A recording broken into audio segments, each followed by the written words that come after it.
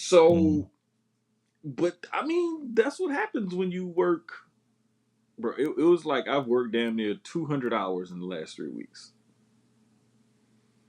As long as the check nice. Oh, the check is gonna be tremendous. That's And all I'm guess saying. what? Shit all going to bills. Yeah. Adulting is a motherfucker. Oh yeah. As soon as Adulting I is a got paid motherfucker. on Thursday, I was like, nice, I got paid. Car insurance is due. Light bill is due. I'm like, all right. And then I had to do the math. Like, let me go sneak some food in there. Let me go to Sam's real quick and re up my meals for the next Look, 2 weeks. I treated myself to emotional support Tex-Mex food all week. Damn near all week. I I bought get it. myself a big. Oh, I did go to this lady and get some breakfast. This lady sells breakfast out of this counter in this gas station, not too far from the hospital. Mm-hmm. Oh, bruh, I'm talking about $10. You get like the thing be so full, she have to wrap a rubber band around it to keep it closed Rubber properly. band man. Is that much grits, eggs, and whatever meat you want to have You get it in from there, the gas station, and two pieces of toast. or she's Yes. next to the gas station? No, she's inside the gas station. I used to judge people who eat gas station food until I've actually experienced certain gas stations, and I'm just like, everybody can't cook, but everybody, it's certain ones. Like I eat food from Bucky's, and I Hmm. will eat select food from Racetrack, and There's a couple I eat things I'll food, eat from definitely eat racetrack. food from Yeah. Wawa's. I don't know if you ever been to Wawa's. I have not. That's and see, that's like one of the things when I come to the East Coast that I want to experience is going to a Wawa. It's mainly, I will tell you this is mainly, if you ever go to Georgia, it's like on the border of Georgia and Florida.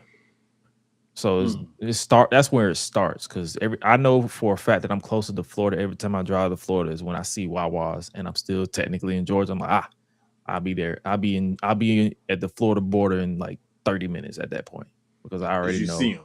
Because as soon as I start seeing a Wawa, I'm like, okay, yeah, I'm closer. Yeah. I'm closer there than I am home. So I already know. So Yeah. because once you Yeah. pass because we have a Bucky, it's like we're stationed in between like three Buckies. There's one near Warner Oh, okay. Robins near Okay. Macon. There's one closer to North Carolina, and I think there's another one somewhere going one of the ways. And I always say once I pass Bucky's, then I already know once I pass Wawa's that I'm closer to Florida than I am to Georgia. So Yeah, yeah. there's always like those little when you take certain road trips that you're familiar with. Mm-hmm. There's always those little checkpoints that you have, you know. Mm-hmm. And I love that about a familiar road trip. It's like okay, I know It when wakes I you see up because this or when I see this, you be zoning out, and then you be like, yeah, bro. all right, I'm closer. Cool, I'm closer Hell up. yeah, I'm bro. woke. All right, let's. It's always some. It's like you gotta find something to like keep Mhm. you going or whatever. Like I know one of the my friends and I we went down to went back home for my grandparents' 70th anniversary party, and my friend Damien was driving, and he got music in his car. Like he loves music, like whatever kind of music, all kind of. But his playlist is or whatever it is that he has playing, like is so varied. Bruh, I'm talking about you may hear a rap song from like 1992, and then you may hear one from 2026, and then you may hear something. It's all over the place. But you want something else besides the music, Mhm. to kind of keep you going. Yeah. And I think those little checkpoints and those type of things like that, those little things you look forward to or whatever, those are things like I'm still pissed at the Tiger truck stop that they no longer have live tigers, and it's been like 5-6 years, and every time I pass that I say the same thing. I'm still mad that they took the goddamn tigers out. Nah, I get it. So, hey, man. But yeah, man. I would definitely tell you if you go to Wawa's, try their nugget bites, because every time I go, that's what I get is the nugget bites. Nugget bites. Okay. It's like I'm it's gonna it's have to. it's little. It's like nugget, but I call them nugget bites. They're just nuggets, but I call them nugget bites. So yeah. Got you. All right, enough of biting things, and let's go ahead and press this button and get the show on the road. Haha. You are The cream of the crop. Cool kids step to the front. Cool kids, too sweet sign for the click. Gotta give the people what they want. Gotta get eradicate quick. Yeah, I'm like Seth with the outfits. Coming in hot, too live on your outlets. Running these streets like the prophets. Thank God for the new day, can't stop it. Jay Uso with the yeet. Eat, sleep, flex, and repeat. Whole new swag with the price on the tag, like Javon on the young OG. Better recognize on the mouthpiece. See the power level gotta increase. Bringing content on the daily. Feeling like Gresh Unleashed. Greetings and salutations, ladies and gentlemen, boys and girls, non-binary pals, baby mamas, baby daddies, and everybody in between.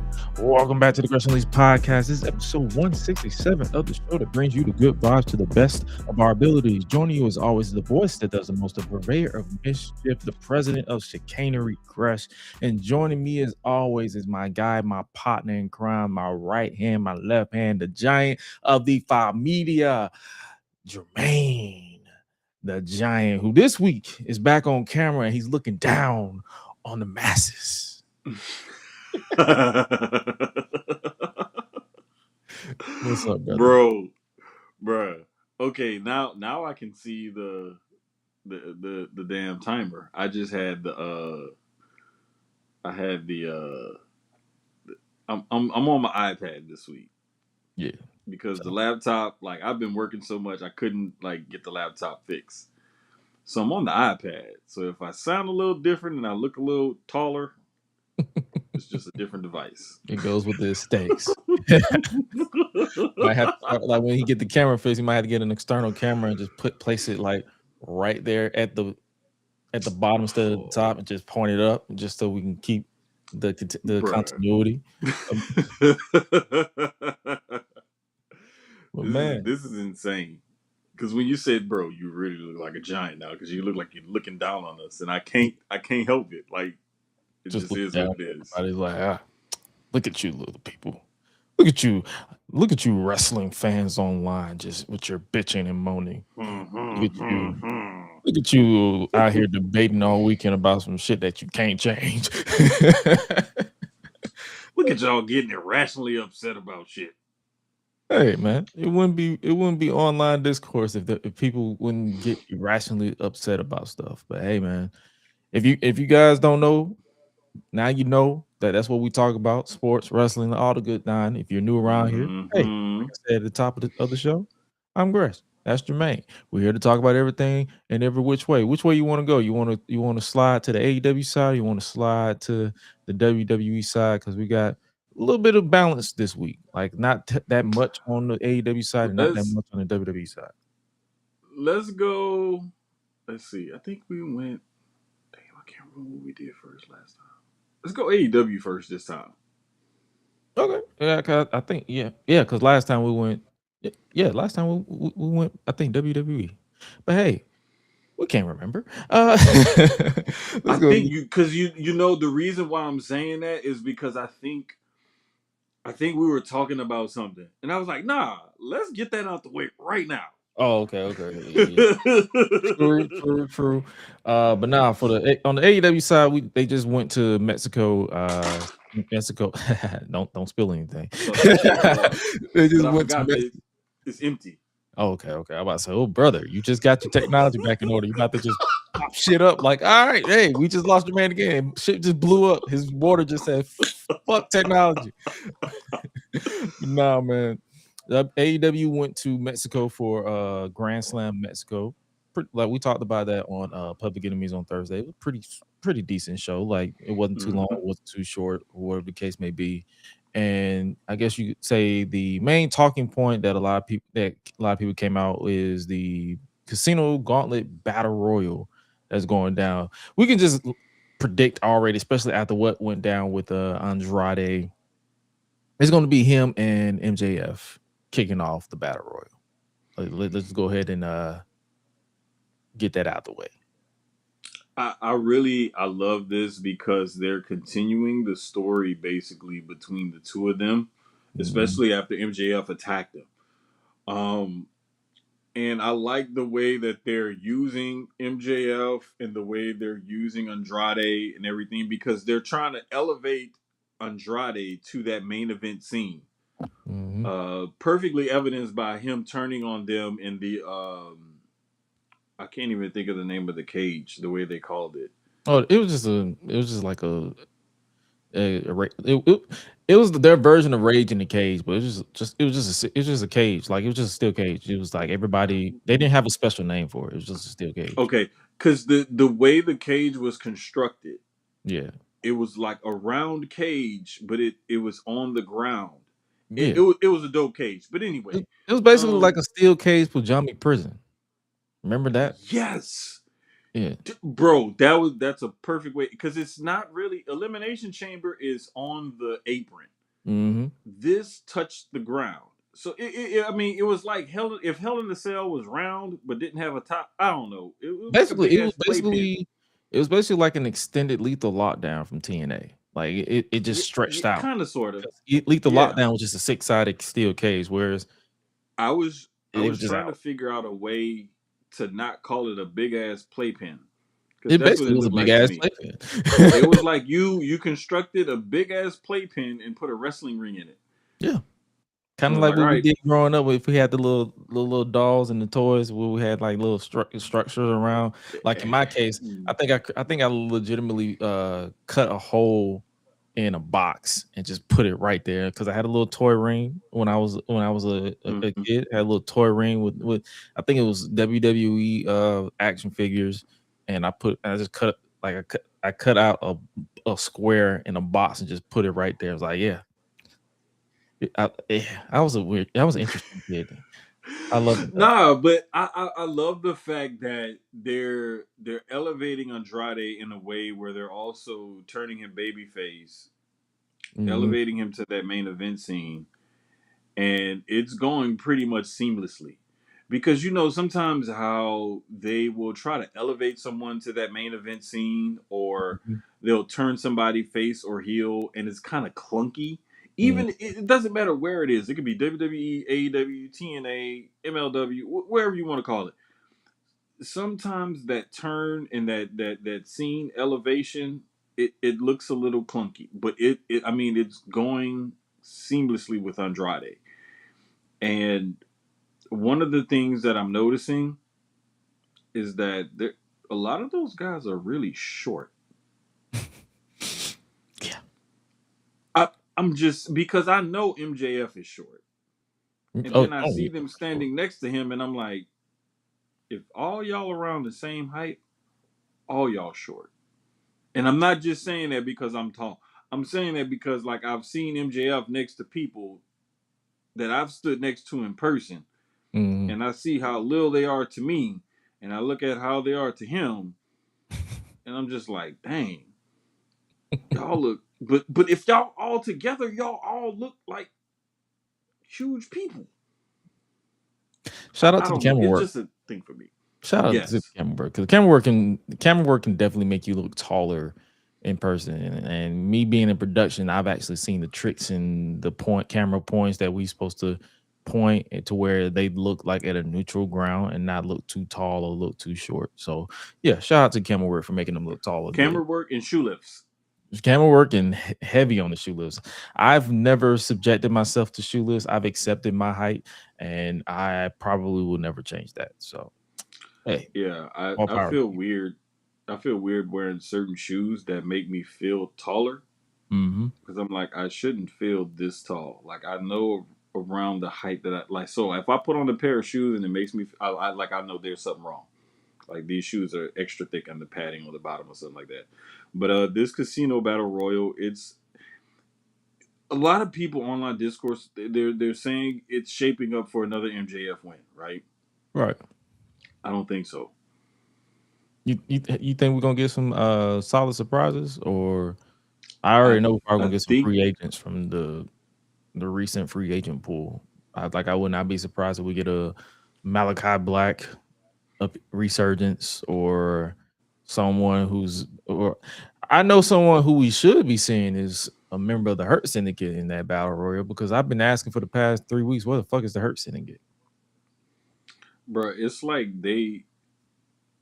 I don't know if somebody got hurt and they just all took off, or if they just all was like, you know what, we all putting in PTO time. That's the thing, because I know Bobby got hurt and then they all took Mm-hmm. off, but then they came back on to Collision where MVP cut that promo, I think earlier this year, and then they just nothing. It's been kind of strange, man, because some of their time there, they've been just off TV, and then some, like you said, Bobby was hurt, but then everybody took off, Right. and it's like you want to see more of those guys because they're legit big badasses in a company that could use legit big badasses. So it's like, wow, you have a whole crew of guys that you could use in this manner, and you're not choosing to use them in that manner. Plus, I would have loved to have seen if Kevin Knight was going to turn heel. I would have loved, and I know it may sound like the trope, put all the niggas together. Put all the niggas together. I would have loved to see him be the young lion, for lack of a better term, in the Hurt Syndicate. It would have been a lot better than whatever the heck they've been doing with him now. Like, I'm not going to say what they're doing with him now is downright dog shit, because trust me, if we combine both of our years as fans of wrestling, we've seen our fair amount of dog shit, literally. And what they're doing now with Kevin Knight is far from it, but they can definitely put him in a better position. Just to answer my own question, because I looked it up because I was just curious. The last time we saw the Hurt Syndicate in general was they was a part of Jericho's team at Stadium Stampede in May. It is August, and we have not seen them since. So, it's one of those things, man, that just it's frustrating as a fan when you're trying to watch it, because you want to see certain things happen, and we know it's wrestling, and you're not always going to get what you want. But I mean, damn, from May to August, like, come on, bro. Like, they could have still used Kevin Knight, inducted him in the Hurt Syndicate. Do a Zoom call video and have MVP like, hey, look, y'all, I know y'all out, y'all on vacation, I'm still working, blah blah blah. I got something I want to show y'all, blah, blah, blah. And then shoot a vignette with him and Kevin Knight talking, and then shoot another Zoom vignette, like another phone call or something with him, Bobby, and Shelton. Like, there's ways you can work around them not being actually physically on site and still use and include them. right. It's just, I don't know. It's given like, I heard this analogy one time that someone said Tony Khan is like he has all these toys, and they're all cool toys. But sometimes he'll pick up one toy and be like, "Oh, I forgot I had this one." He'll play with it, then he'll put it down and be like, "Oh, wait, I forgot I had this one." And to me, sometimes that's what it seems like, and that's the frustrating part about AEW. Whereas WWE, you see them and they're doing the exact same thing. It's like sometimes they forget they have certain toys, and then all of a sudden it's like, oh wait, look at this new toy. Look at this new toy. Happens all the time. Happens all the time, and it's like that's the unfortunate trope of wrestling in general, because you're going to come across that. You're going to sign all these people to your roster. You're paying them this. It's like it's a recurring, because when you have a company that's making you money, you can keep these people on the payroll. But after a certain point, you're going to be like, hey, what are you doing with them? You got the Hurt Syndicate. You got Nyla Rose. I'm just throwing names out there. It's like that you don't see on TV, on Dynamite. I mean, you probably see some of them on Ring of Honor, but I'm not finna sit here and act like I'm finna go out of my way to watch Ring of Honor. At least I'm being real. I'm not finna be that wrestling fan like, yeah, I'm gonna watch everything. I ain't got that kind of time. I'm sorry, respectfully. No. If you do, I love that for you, but I don't. So right. But I'm just mad because I wanted to try to make it to the Death Before Dishonor up in Philly, like in a couple of weeks. Yeah. but it's on a freaking Friday, and that's the one day of the week I can't take off yet. So Oh yeah, it's because like, you damn gotta it. you gotta be working those crazy hours. Yeah. Then I work by myself on Fridays, so lovely. Lovely. Especially last night, Yeah. man. But nah, I think this Casino Battle Royal is gonna give us some surprises. Hopefully, we do see an appearance by the Hurt Syndicate. That would be nice. But I don't think that it's going to be as straightforward as reslotting MJF right back in that main event scene. That's why I think this whole thing with Andrade is popping off, because I think that's going to be a start of his next Who program. won Is going to last be year? like a feud. Good question. Let's hit the Was it Google MJF? machine. I, you know what? The Because it was in casino all in. It battle. was all in No, the Texas, right? casino battle royal is different from the Dynamite Diamond Ring. I'm talking about. Wasn't it all in Texas? Was it last year? 2025. Yep. Okay. Let's see. I'm finna pull it up because I'm trying to remember who won last year. Yeah, he won the gauntlet match last year. MJF won. He was with MVP. He won by pinning Roderick Strong. Oh man, I am looking at the. Wait a minute. That was Why is last this year. only going back to 22? Mm. But yeah, Oh, here it goes. Okay, Casino Gauntlet match. yeah. See, I was looking up Casino Battle Royal. So it's My the bad. gauntlet match. So basically, it's a model. It's basically 20. The match starts with two wrestlers in the ring, and then it's like the match may end at any time via pinfall or submission. Okay, and yeah, he won the last one for the World Championship match contract. They've had two more. To crown Ricochet as the inaugural national champion, and to crown Kevin Knight the vacant TNT champion. That's what Wikipedia is saying. But the Yeah, actual no. I'm just saying. last I'm like, World I'm Championship comparing match basically from contract. last year. I'm Oh basically yeah, comparing yeah. last year, like last year's battle royal or gauntlet Mm-hmm. to this year. So if MJF wins again, that would be 2 times that he's won the gauntlet match at All In, because he won last year because we was there. Myself and Graham, we was there, and I was like, "Oh, MJF, he won." So, Yeah, that was the one in Dallas. yep. That And was the then one in because it was Dallas. MJF and Athena that won their respective, but they had two. They had one for the women and the men this year. Mm-hmm. I think they're just going straight for the men. Well, we don't know yet because we got like what 2 weeks until All In. So yeah, we got 2 weeks left, 2 to 3 Yeah. weeks left until All In. So Is no telling what could happen with that AEW card in the next 2 weeks. Because I mean, we've seen matches added on the Collision pre-show for some pay-per-view. So who knows? that's why I don't never. That's why I don't ever. When we do predictions, I don't ever predict for the buy-in because I'm just like, y'all be It's adding that shit the no, day of. bruh. Is like you will fool around and you'll be like, wait a minute, we got to change the predictions scorecard again. Yeah, so I was just like, the deadline is literally the last episode before, and we'd be like, "Yep, this is it. This is the last That's one. Like, it. we're not doing no more predictions after that." It's like the card, Ain't no the more results changes. are final. These do not count. For real. No, but I hope I think we'll see some new blood. I don't think we'll see an MJF repeat. Because I think they're gonna turn him towards this whole Andrade thing and have him and Andrade go at each other for a spot in that main event scene. I think we should get some new blood, especially with we're pretty much sure that we're going to be crowning Will Ospreay at All In because it's across the pond, as I'll say. Um, so I think we don't want to immediately see MJF and Billy Goat right off the bat. Mm-hmm. So I think we'll get someone else in that picture.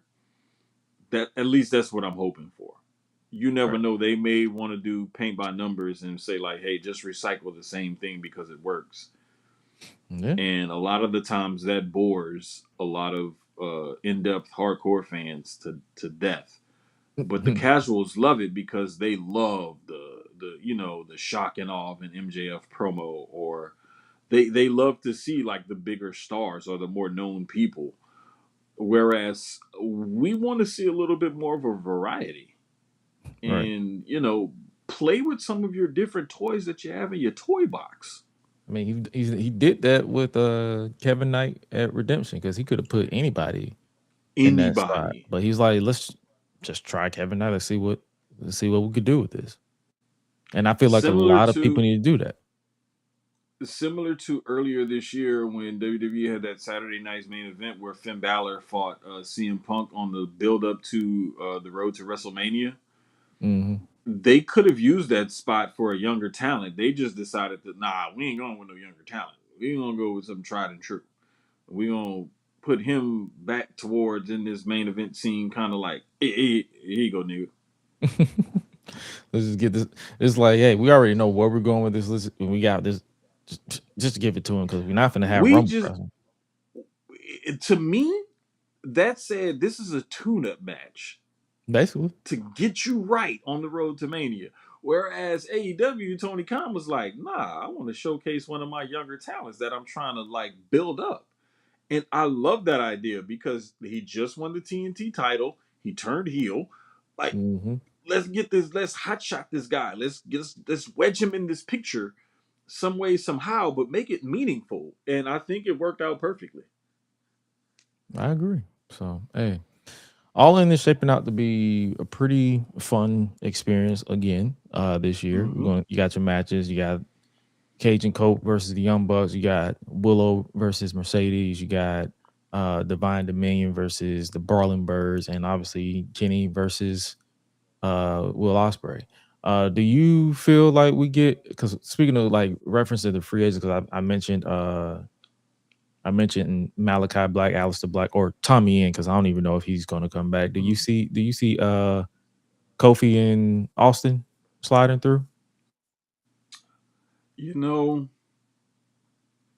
I really do want to see that because I can't wait to see the interactions between them and the Young Bucks and Kenny and all of them. Mm-hmm. However,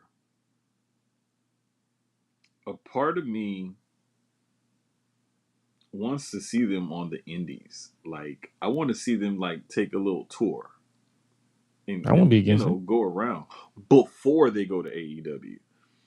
Because going to AEW right off the bat is like the most obvious move. I would rather see them do a little something different. But who knows? I'm just gonna be excited to see them out in wrestling and doing stuff again. Period. And who's to And say they so don't do wherever they indie pop still? up, yeah, Because and that's what I want to see. I can't wait. Like, dream scenario, I would love to see them pop up like at an Ashe, like pop up at an HOG. Hell, pop up at one of the pop up in like ROW down there with Booker T. Like, pop up in like some of the most random places. Naptown over in Indianapolis. Pop up at some of those type of places. facts. Like, I wouldn't, don't break their banks, but please pop up in certain places. So for sure. So hey man, I'm down with that, and All In, like I said, it looks like a pretty solid show. I guess the last match that is confirmed is the Continental Cup, Challenge Cup. Mm-hmm. We definitely talked about it briefly on Thursday, but for those, just a reminder for those who didn't catch it, it's basically a single elimination match tournament. You have no outside interference, no time limit. 16 wrestlers compete in 8 blind draw matches. The 8 winners then compete in 4 blind draw matches. Basically, everything is getting randomized every time we Mm-hmm. get down to it. The 4 winners move on to the semifinals in Glasgow, Scotland on August 26th, and then the cup final takes place at Wembley Stadium on August 30th. The winner will receive the Continental Cup and will be the AEW Continental Champion. Outside of John Moxley, you got Nigel McGuinness, Jay White, Brian Cage for some reason, Kyle O'Reilly, Shibata, Matt Sydal for some reason, Hechicero, Roderick Strong, David Finley, Jungle Jack Perry, Claudio Castagnoli, Orange Cassidy, Ace Austin, Jake Doyle, and Eddie Kingston. I love the fact that everything is going to be randomized. I love that because this adds to the intrigue of the actual tournament itself. And I love tournaments in wrestling. Like tournaments in and especially when it's unpredictable, when you don't really know who's going to win. Mm-hmm. Like I love, and then they're randomizing it. Oh, come on, man! This was made for people like me. Oh, for sure. I'm just saying, Just a brief prediction. Who you think the finals will be? You see John Moxley and someone else, or they can just flip the whole script and just give us somebody completely random. bro. I would love to see like as far as like up and coming or whatever. I would love to see like I don't know. I can't tell, but I want to see like Jay White and like Eddie Kingston. Like I That'd want be to see interesting. something different. I don't want to see the same old like John Moxley versus David Finley. Like Oh no, that's that too shit obvious. ass. Yeah, I don't want to see that. I don't even know I why don't, Brian Cage is in this list. bro. Like you need You need eaters fall like men. You somebody need in this. fall. You You need need fall guys. somebody to take. Chris Carter said it best. Get you a fall guy. Yeah, they But got two. like, They got who they got? I just saw they got Matt Sydal and Brian Cage. There's your fall guys. man, come on, Matt Sydal, fall Yeah. guy. When Come I on, saw that, man. now I was like, who? I didn't even know Evan Bourne was still employed. Bro, I was like when his name stuck out when you pulled it up just now. I was like, wait, what? I had to kind of like I almost like did the whole old man thing, kind of put my face in. Like, are you sure that say Matt Sydal right there? My eyes not playing tricks on me. I mean, we can't say Matt Cardona because that nigga's Zack Ryder again up in New York. Nah, but I love the randomness of it. And sometimes a good heel versus heel or face versus face or tweener versus tweener, whatever you want to call it, like a fresh matchup. Like, don't do the same old thing. Like, what if Nigel McGuinness had a run and he made it to the finals? I'd be cool with that. Like, cause He's not a born Nigel wrestler. can Nigel can still go. Mm-hmm. Like I mean, he may not be as crisp as he used to be back in his prime ROH days, but Nigel can still go in the ring. But no, I love the fact that they're making use of guys that they don't normally make use of, and it's like, okay, even though we can look at this field and say, okay, we can point at like four guys and be like, clearly they're just in it to eat pins, and then everybody else is like, they might win it. I don't know. Like, I don't know what to say. They might throw you for a loop. But nah, man, Interesting. What if it's definitely Claudio interesting. It's wins it? definitely. I know we said it on Thursday and in the chats as well. It's like we're not really a fan of them having it this close to the classic because the classic is in December. Facts. But at the same time, it's like, hey, it's a lighthearted tournament, something to make the Mm-hmm. show one of their biggest shows bigger. And it's Mm-hmm. like if they do it again next year, I would say do it like in March or like Space it out, man. or at the top of the summer, like in May. So that Yeah, way you space space it it out out. more. Yeah, and if you're gonna do this, still hold the one in December, it needs to be for the number one contender for that, and then that way you can use that tournament in order to build someone else up or what have you. Like you gotta make use of all of your resources, Yeah. and unfortunately, wrestling companies don't always do that because oftentimes they're in lockstep with the bottom line, and oftentimes the bottom line says rinse and repeat. Mm-hmm. So it's a balancing game, and I get it, and I know they got to play that game, but still, like us as fans, we want to see a little bit more of a variety. For sure. Uh But yeah, that's all our pretty much our AEW talk. Shout out to the tournament. Shout out to All In. Shout out to, I believe that's starting tonight Hmm. on Collision in the next couple of minutes at the time of this of the show going live. So Yeah, if you guys want to tap in with that with that, we'll definitely check it out in the highlights, or I might put it on the background or something just to see it go I gotta down. mute the TV now because like using this setup, bro. When I was testing the mic before you went on air, Hmm. oh man, it was picking up. Like I could see the meter doing this, and I'm not talking. It That happens lets all the me know time. it's picking up on everything that TV's saying. See, even with the board, I had to my board reset, so I had to literally change settings in my board because I used to like reroute my head the speaker to go to into the board so that just I can hear it and y'all don't hear it, but then it Hmm. started bleeding. And I was like, shit, it reset. My routing reset. So I have Yeah, to literally go in there and change it. But we mentioned tournament, switching gears. We got another tournament that's coming up, and that is the World Heavyweight Championship tournament over on the WWE side. Roman Reigns is coming to work in Mexico City. hey, listen. First of all, let me apologize to Dre and everybody, and pull back the curtain a little bit in our friends chat because they was like, "Oh, we're gonna get Penta and Ray Phoenix. We're gonna get Penta and Ray Phoenix." Man, y'all tripping, man. We ain't getting no goddamn Penta and Ray Phoenix. I'm standing 10 toes on the fact that we're not getting Penta and Ray Phoenix, but my dumb ass said El Grande Americano is winning this. And then you looked at When I at that looked at the graphic. tournament, El Grande can't win this fucking tournament unless he Nigga ain't even replaces in there. somebody. He's not even in the fucking tournament, dog. So let me apologize to to the homies, to the friend guys. I'm sorry, I fucked up. I did not look at the tournament. I was at work, and y'all know how I get. Like I was on one. I was like, man, this no, bro. Because the thing is, a little bit of background though. AAA stayed away from doing Penta versus Ray Phoenix, and they Mhm. haven't done it yet. And they had all the time in the world and opportunity to pull the trigger on it. They just haven't done it yet.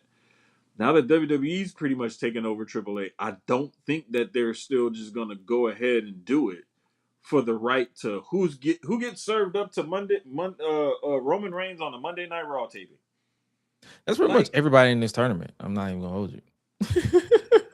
but I'm saying though, like they still value a lot of the lucha libre traditions and whatnot. And brother versus brother is something that you don't just do on a whim. It's Mhm. something that means something, like the mask versus mask thing and like No, those kind of luchas de matches and those puertas. kind. Yes, they mean something, and it's all a part of the lucha tradition. And so you don't just run to that card just to say, "Hey, we need to drum up some ratings for a Monday night." No, you don't do that.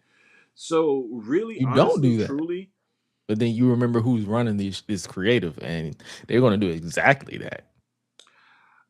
it's stylistically the person in this tournament that would give Roman Reigns a good match would be Dr. Wagner because he's a bigger luchador. He can Mhm. do some of the lucha stuff, but he's not like 180, 90 pounds like Penta or one of those guys. He's not like I'm about to 165, say 70 Penta's not pounds like really a light guy anymore when you think about it. he I think Penta's more I think he's like a shade over 200 or so. He's Yeah, around I'm that about to say he's 200 mark. not Ray Phoenix, yeah. But I was like, Penta? Nah, But you got Ray Phoenix and Dragon League guys that's like 160, 170 pounds. I mean, even though they may be built differently, like those are tiny guys. Like Roman is damn near 100 pounds bigger than those guys. Like, a guy do like we me really would want the try? I'm about to say the guy like me would throw Omos in there. Bro. And I'm trolling. But but at You the know same what time, though? That wouldn't be a bad because idea. technically he's under AAA. Like he's not on Raw or SmackDown. He's a AAA guy. So This is what I'm saying. And Bro, that's actually a genius idea. I'm just saying, like, if you want that big guy, but I'm not gonna sit here and act like Roman versus a little guy is not gonna be intriguing because hell, the few matches he had with Rey Mysterio all those years back were actually pretty entertaining. So it's like it's not It going to be boring.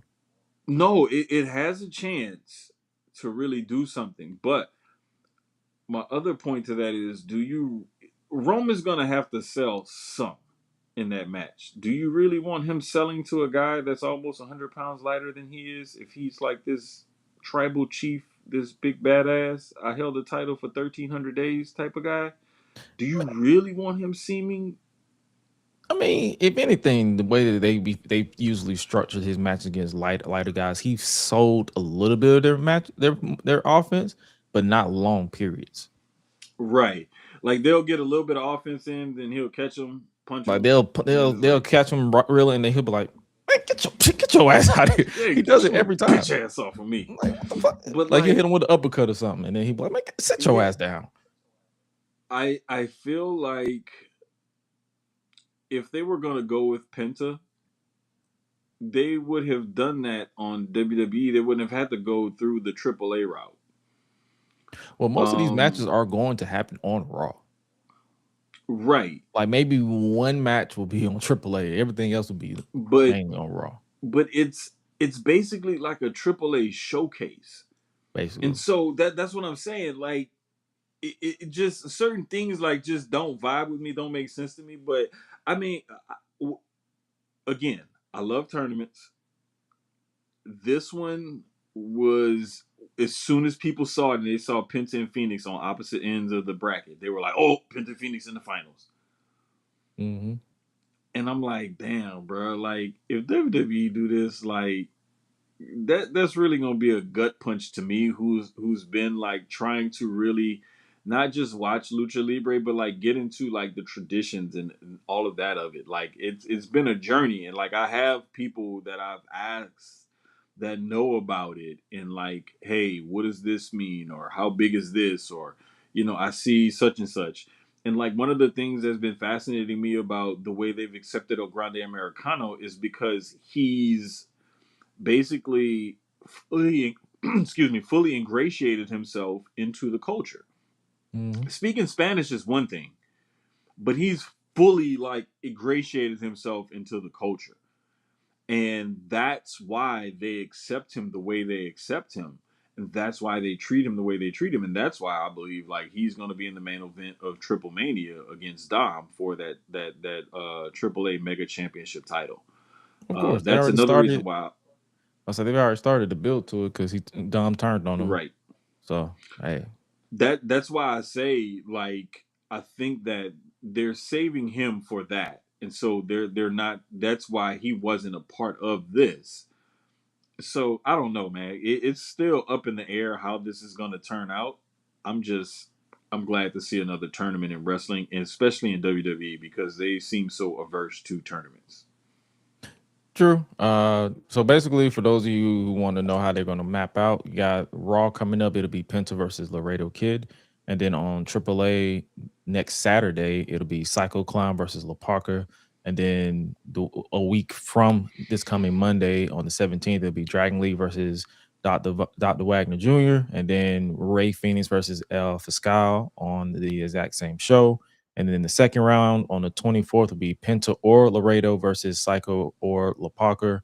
And then Dragon Lee or Wagner versus Phoenix or Fiscal. And then the final will be on the 31st. And then the winner will face Roman Reigns on September 14th. So they're going to have a good 2-week gap between the final and the actual match. So they're likely going to build the match to the match instead of just saying, hey, you're going to have the match next week after winning. It's like, that's not enough time to get people interested in. They're going to probably have Roman going to have to come to work on the 7th to cut a promo in the ring against whoever his opponent is to build the match. You think he going to pop up in AAA? Bruh. I want him to. That would be dope as fuck, but I doubt it. Yeah, I doubt it too. I highly doubt it. Because isn't AAA pre-taped or are they live? Typically live on Saturdays. Oh, I think it is. I can't remember, to be honest with you. I Gotcha. really can't remember, and I haven't been able to keep up with it every Saturday.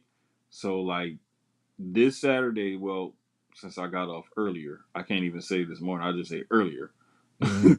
But I had planned on like trying to catch up with some stuff like between today and tomorrow and maybe Monday before I go into work. I don't know. But anyway, like it's good to see the direction that they're going in. And I know some people were nervous when WWE took over, and I know that people thought that they were going to muck it up or whatever, but Undertaker's been cooking down there. He really has. And I've even heard people that I know and trust that watch the weekly show, and they say it's been really good on a week to week basis. So that's another thing, because that's one of the complaints that we have with WWE and with AEW with their weekly television, is that it's not always that good. AEW, at least we can rely on them to put on good pay-per-views, because they're gonna give us 9-10 matches, and they all gonna be at least 10-15 minutes apiece. So they're gonna give you the wrestling, and they're gonna give you good matches on their pay-per-views. But WWE is like, yeah, hit or miss on both. Yeah, because we still got Oba with his title match lurking in the background to whoever whenever they decide to stop with the side missions. Bruh. Oba with that title match is like, remember how, I can't remember, I think it was Scooby Doo, where you would see the shadow of the villain in the background, like moving as an independent character over the whole scene or whatever. Like them old school cartoons like that. Like that's Oba with that title shot. Like you see all the stuff going around in the foreground, but then you see this big, huge Nigerian shadow in the background over everything. Yeah. Darula is coming for that title. Which one? We will find out. Speaking of titles, Destiny knows my name. Switching the titles, switching gears to SmackDown. Speaking of the world title, we had a confrontation between CM Punk and Kevin Owens. And what a confrontation it was. Brother, I love how they leaned into the real life beef between the two of them by having the way like Nick Aldis, security, and the backstage people came out, because you could tell, like, okay, this is for TV but you could tell it was like, it wasn't like normal, because normally they all rush out at the same time and they all go to break them up after they start punching on each other. With this one, they were like, should we come out? Should we not come out? Should we separate them? Should we get between them? Should we not? Like, what do we need to do? Like, you could tell they knew like this could potentially be a volatile situation. So let's just be out there and be ready. Yeah. And I love the way that whole segment was shot. I love the way it came across, because you can tell they leaned into that realness. And they dropping field bombs. I don't even call it pipe bombs. I was like field bombs. Like, hey, what up, Phil? I was like, man, y'all been calling this man by his government more times than when y'all did during his first run. At least the first run, he called himself Phil. Right. Whereas everybody's like, yeah, what's up, Phil? Bro, this has a chance, low key, to be one of the better feuds as far as the promo work is concerned that WWE is gonna have this year.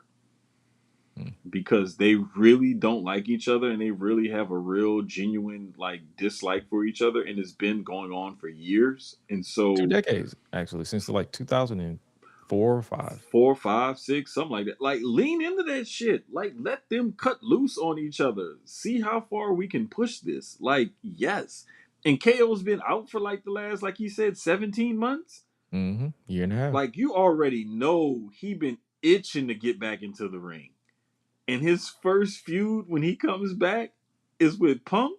Oh, This is about the And I believe they just I don't know if they we haven't seen the graphic, but he basically said he won it on August 21st in Toronto. in Toronto.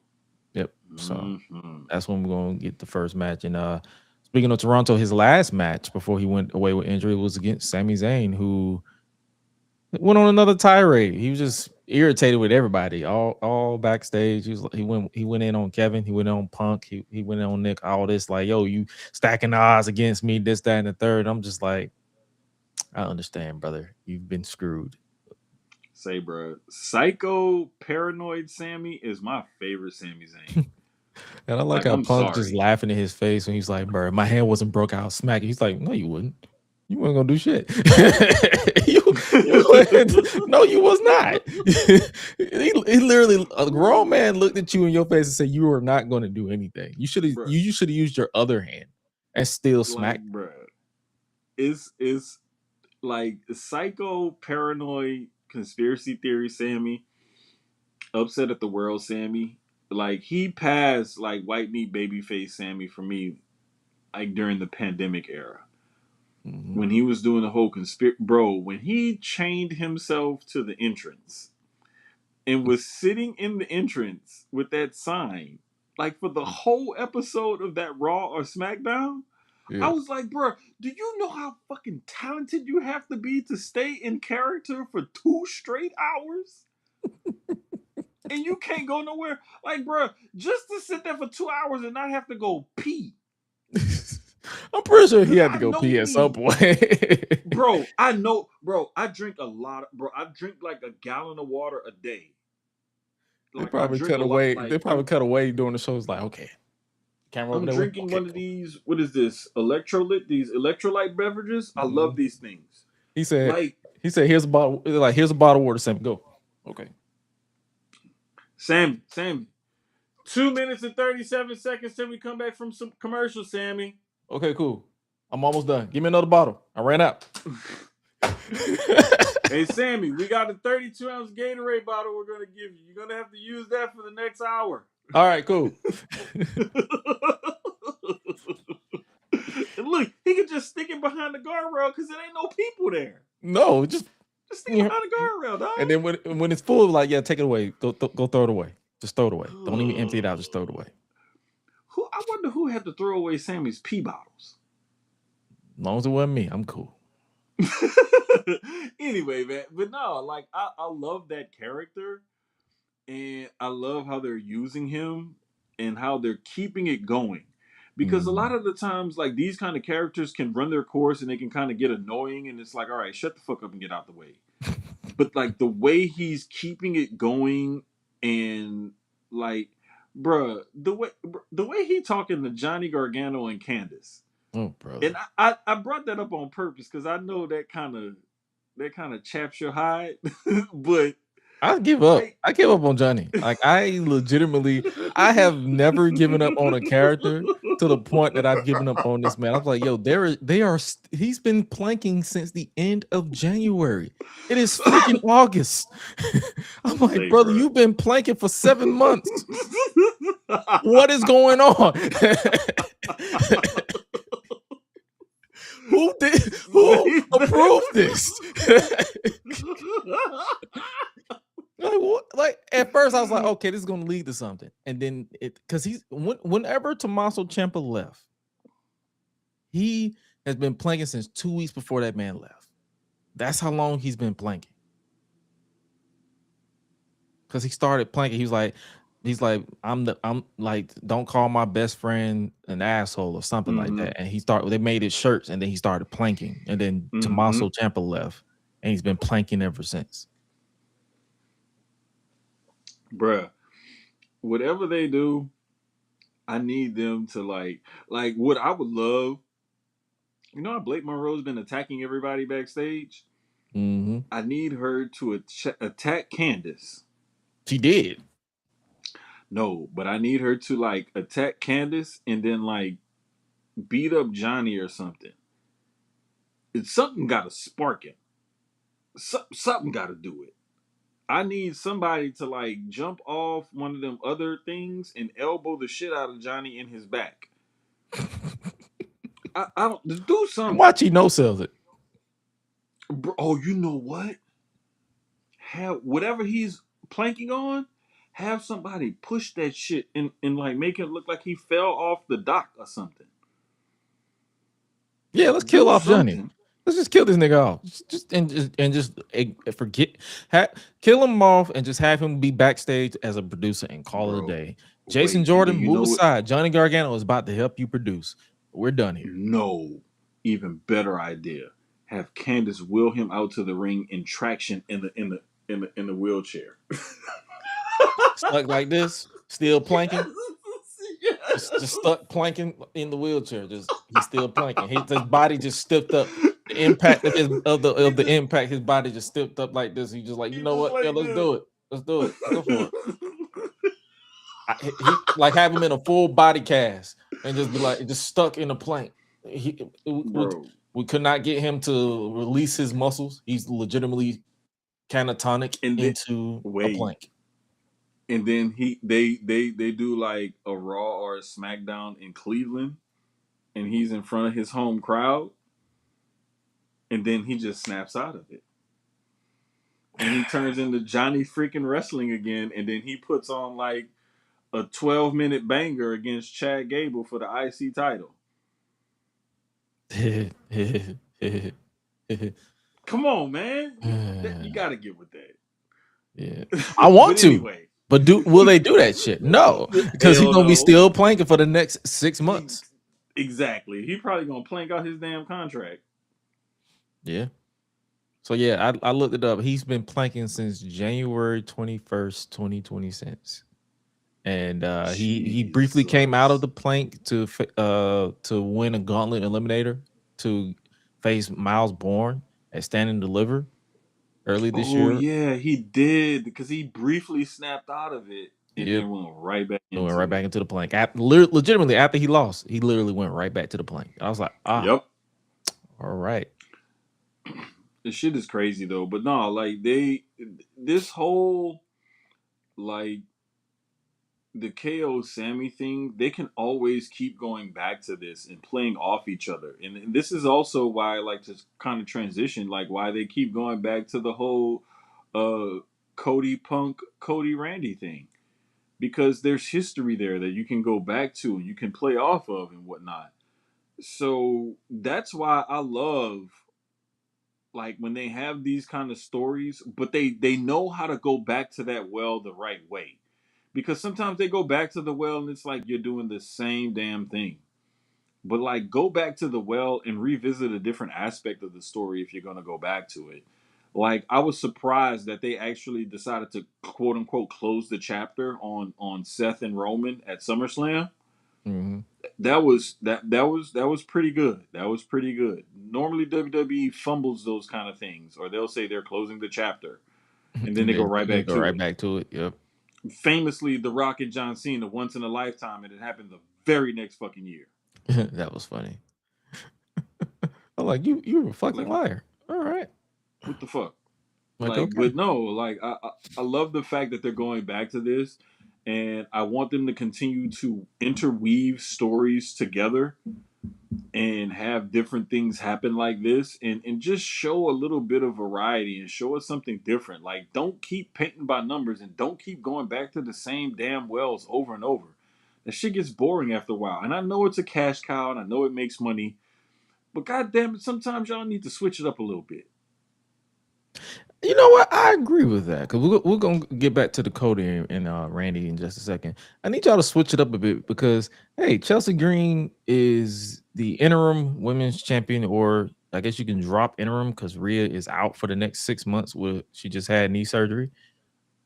And after having Chelsea Green lose to Fatal Influence Attraction, you brought out Nia Jax and Lash Legend, which I'm not complaining, but hell no, I'll never complain when they bring them two out. I'm never gonna complain. But do we need to see Nia challenge and lose for the women's championship again?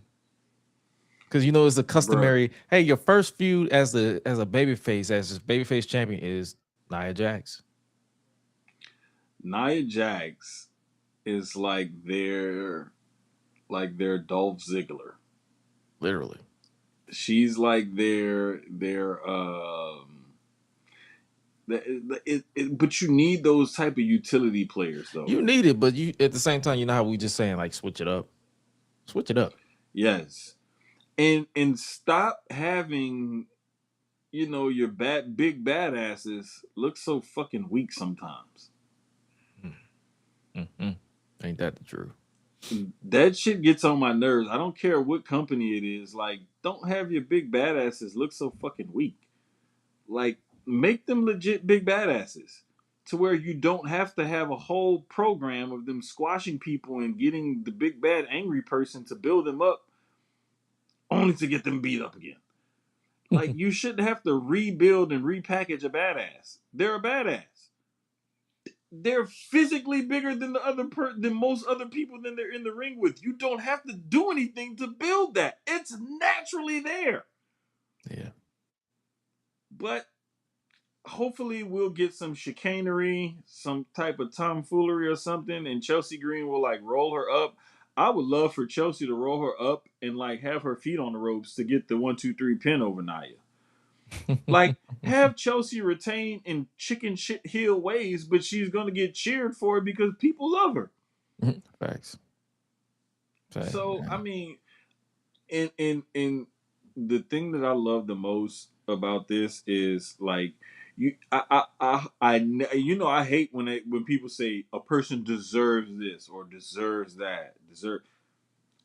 Chelsea Green is one of those people where she can literally be given shit and she will make a shit sandwich out of it and make you like it. Mm-hmm. And no matter what they've thrown at her or what they've given her, she's found a way to make it work. And she's always highly fucking entertaining. And despite all the BS, my favorite part about all of that was her dedicating it to Michael Hayes.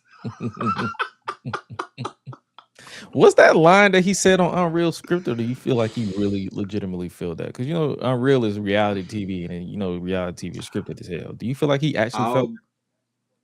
I think that was a worked shoot, to be honest with you. I So they're think leaning too far into it. That's why I'm asking. I'm like, do you think he actually felt that, or he probably felt that way, and then they hashed it out, and then they just say, yeah, we're gonna run with this because people are gonna get behind it.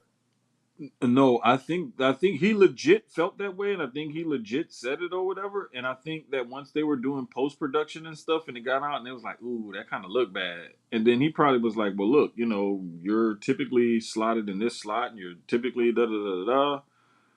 And wrestlers are always going to see themselves as WrestleMania main event world champion. Mm-hmm. If you're really in it for the right shit, but like. I think that they just decided to like say fuck it, let's just go with it. Like, I mean, that's her role. Like, that's what she does. I mean, the reason I say that because I'm like this is the one time I was like he wasn't wrong. Like I wasn't finna say Michael Hayes was just like a flat out lie or he was just a hating old geezer. He is an old geezer, but I was like he kind of is telling the truth because if you actually watch the product. She was slotted that way. Like she was basically a loser that was just there to put the people that they actually want in this position over.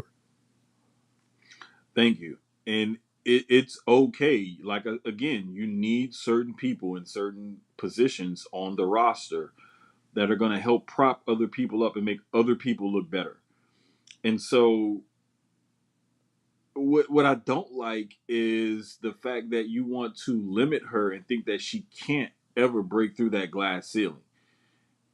I think that's where everybody's pushback was on that comment. Right. And that's exactly what it was. And it's like you catch lightning in a bottle, boom, boom, boom, she's world champion. Okay, cool.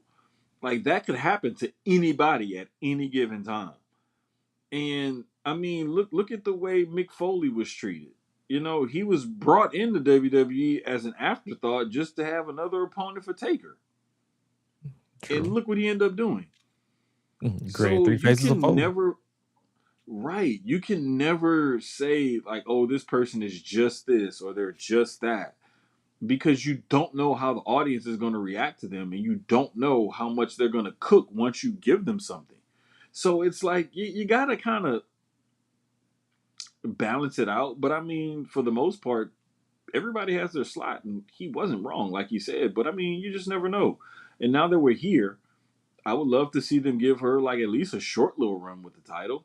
That's what I said Don't on do a Thursday. That's Sami like, Zayn. yo, and that's what I said on Thursday. I said, y'all did this. Y'all put the interim title on her because you didn't want to strip Rhea of the title for some reason.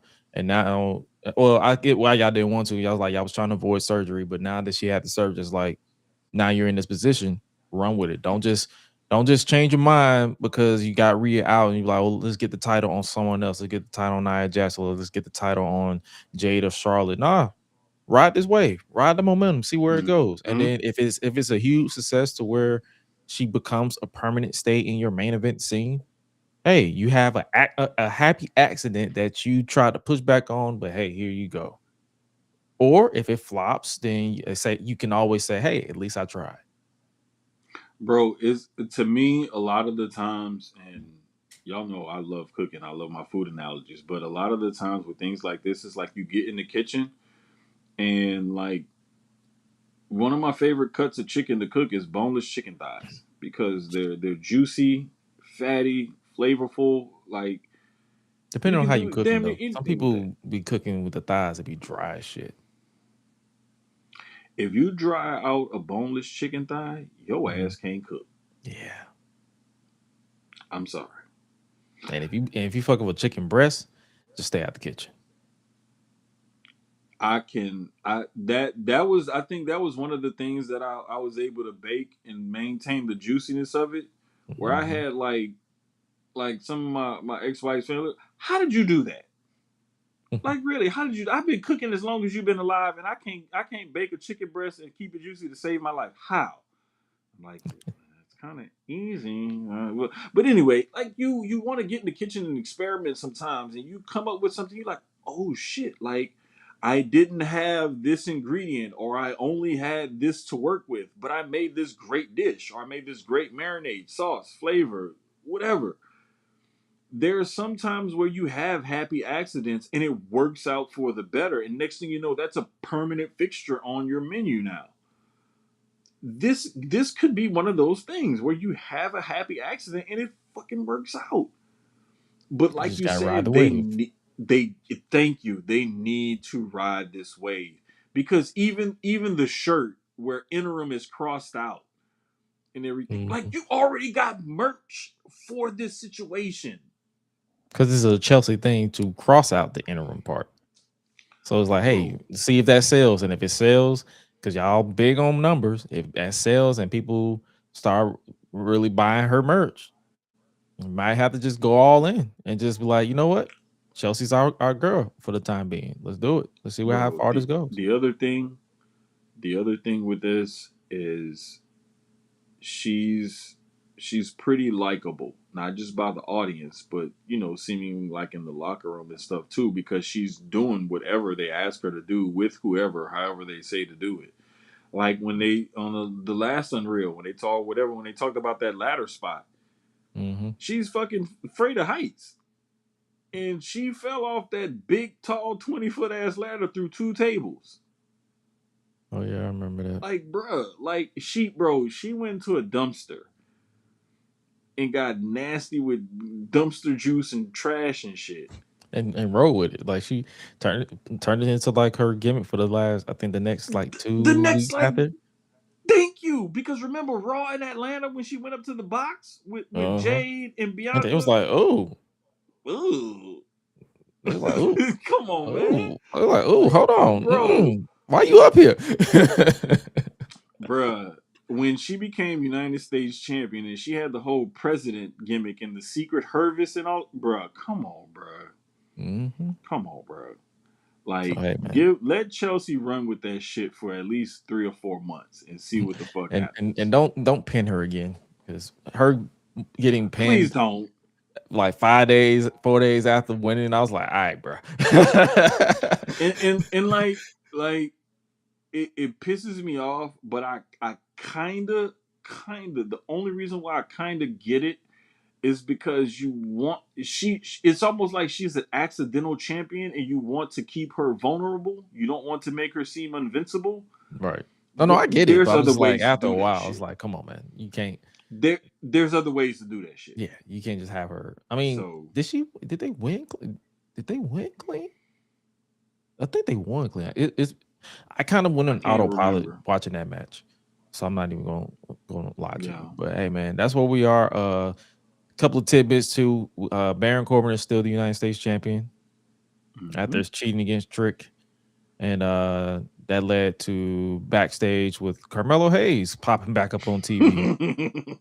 It's like, yeah, I got next. He's gonna face him next week in Boston. Hey, man, this is why you bring a Baron Corbin back, and this is why I wasn't upset that that straight up. This is why I wasn't upset that they brought him back. It's simply because you need people that can help guys achieve a different status.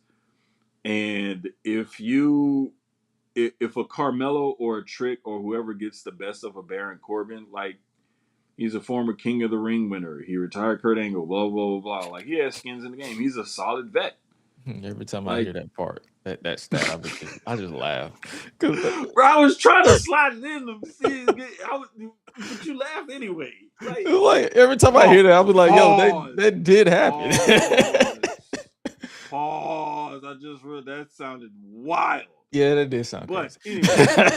Anyway, Jesus Christ. But no, like this is why you need guys like that, because he can help guys take their talents to a different level and take the game to a different level, whether it's in ring, on the mic, or what have you. And getting the best of a solid vet like that kind of elevate you to a different level. And you need guys that's going to push you and make you compete at a different level. So it's good to see Baron Corbin back and working with some of these younger guys and kind of showing them the ropes or getting them some extra reps in with a solid vet like he is. And he's a great worker in the ring too. Like don't underestimate that. The dude can go in the ring. True. Switching gears back to Cody and Randy. I like the fact that they're pretty much giving us what should have been the build to WrestleMania without the title this time. This is basically what the way they was just like, yo, Randy was like, yo, you're not going to get the best of Randy, or you're going to get the worst version of me, because I am going to make sure that I get number 15, and I'm going to make sure that you never hold that title ever again. And Cody is like, my nigga, what are you talking about? There's no title here. The title doesn't even prevent me, because he basically was like, yo, the title had me acting a certain way. I had to set a standard. But now I'm not held to the standard of the WWE Championship. Now I'm about to kill you. He's like, you better get the worst version of me. We both about to go to war. He's like, you're the last legend left, because Brock apparently retired. We'll see next year. And he's like, you're the last one of that class left in WWE, because you can't count, because Shelton Benjamin is still in AEW, so you can't say he's retired. But he's the last legend from that class standing from OVW in WWE. He's like, bro, which one of us is gonna kill you first? And I'm just like, this is what should have been at WrestleMania, but I'm not going to sit here and harp on what's happened in the past. What's done is done. What's done is done. That's what they did. They got the backlash that they deserve, and we're moving on. But this is where we are, and I am ready for this to happen. Bro, I love the fact that Cody brought that up. You're you call yourself the Legend Killer. You're the last legend left. And it's like, oh, that was a bar. Like, which one of us is going to kill you? But then you first? think about it and you look around, and it's like, he is the last. He like legit. He's so legit, it's like the last one left. All right, bro. Like you fucking around. You about to find out. And that's basically what he told Randy. And Cody, Randy already told Cody that, like, in the build to Mania. Like, you fucked around and you found out. Now the shoe is on the other foot. Now Cody is like, all right, I fucked around. You about to fuck around and find out. Yeah. are we getting a Hell in a Cell? Or are we getting like some street fight or something? Because the Street match fight. they had at Mania, got color. Oh yeah, You can't Cody got get a whole eye closed with the punt. you can't get much more like crazier than that. He had the gash on the eye and on the head. Mm-hmm.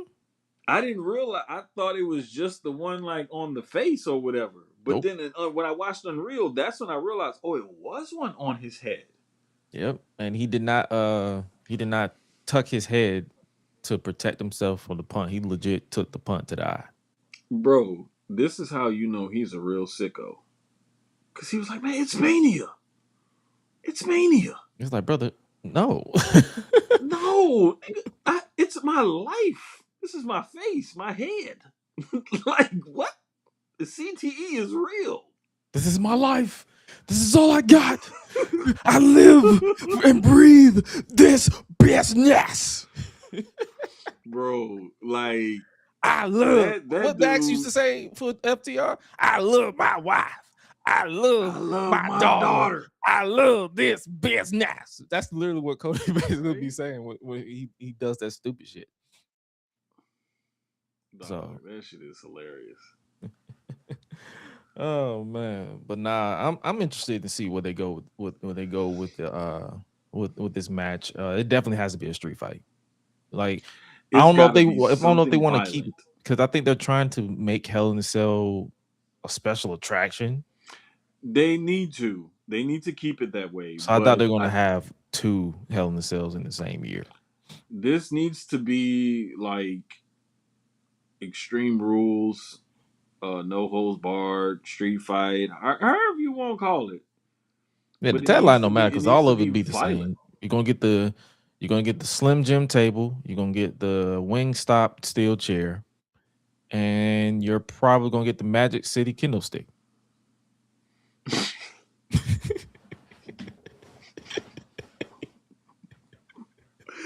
Because Slim Jim already got what? Slim Jim got the ladders or the tables? The tables. Who got the ladders? Somebody had I don't think anybody got the ladders yet. But I know, bro. No, somebody had the ladders on one of them pay-per-views. I swear somebody had a ladder on one of the pay-per-views. They probably do. Let's see. WWE sponsored ladder. Oh, it was a Fireball sponsored branded ladder. I wanted to say Fireball, but I wasn't quite sure. Because I knew they had something. They used it for Money in the Bank. Now, what would be good Fireball. Is if we got like, is if we had like a street fight type of something. You know how they gimmick it up and say whatever city they're in, a Boston street fight. the Philly street fight or the Boston Philly street fight. And it's literally just a regular street fight. But you know what? I hope they're in like Fairfax, Virginia. The Virginia street fight? Or the Fairfax street fight? Waterloo, Iowa. Or the Waterloo Brawl? Yes. I wanted to be in the most ridiculous city possible. They should go to Chattahoochee and be like, hey, here's the Chattahoochee street fight. Ooh. Where the hoochies come out at night. It's the Chattahoochee Hoedown. Mm-hmm. Yes. And they had the Godfather pop up with the hose.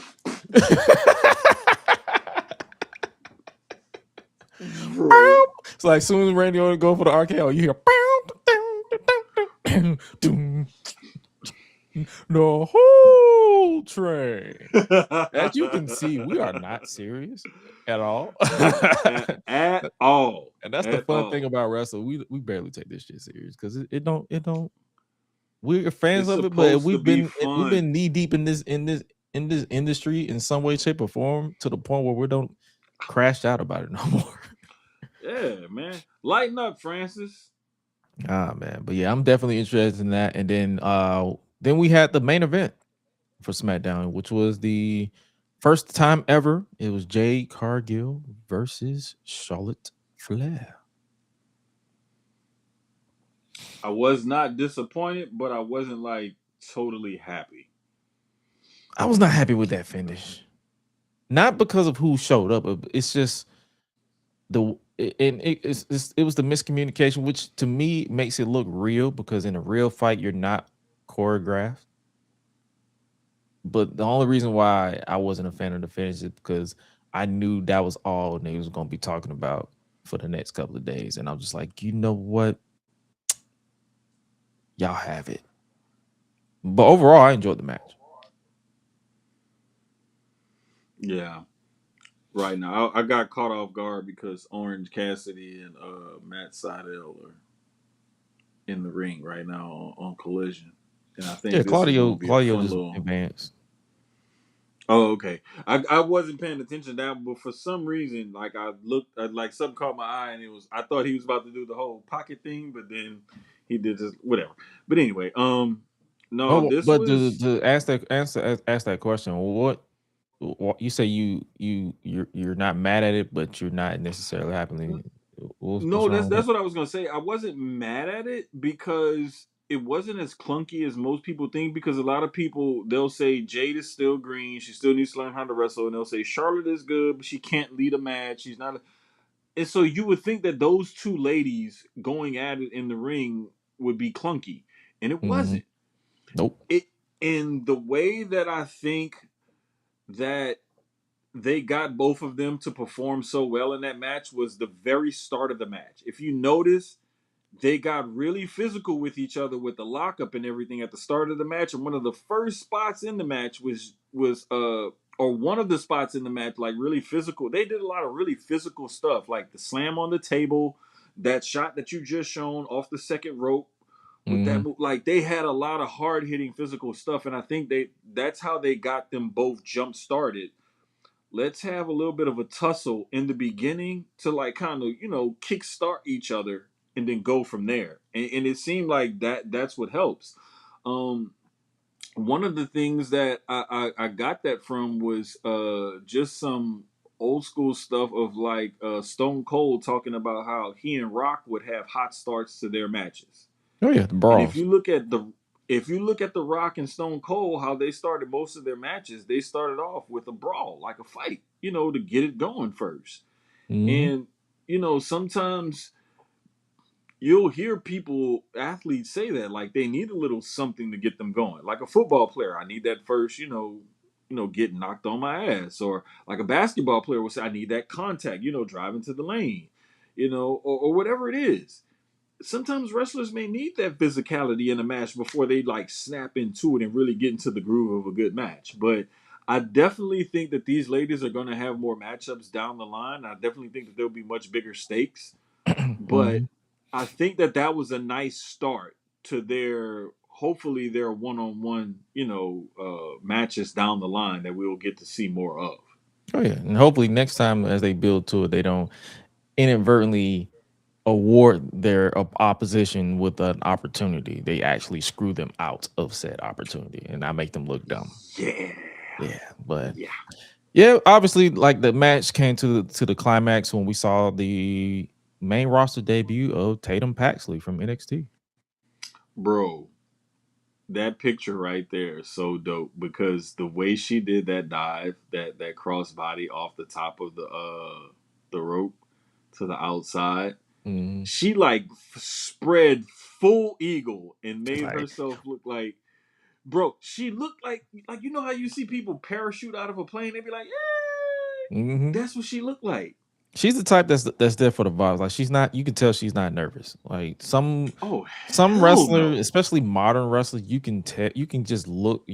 Like you don't have to be in the industry to actually have your eyes that works. But if you look at it, you can be like, you can tell some people are hesitating when they Mm-hmm. make certain contact or when they have certain moves.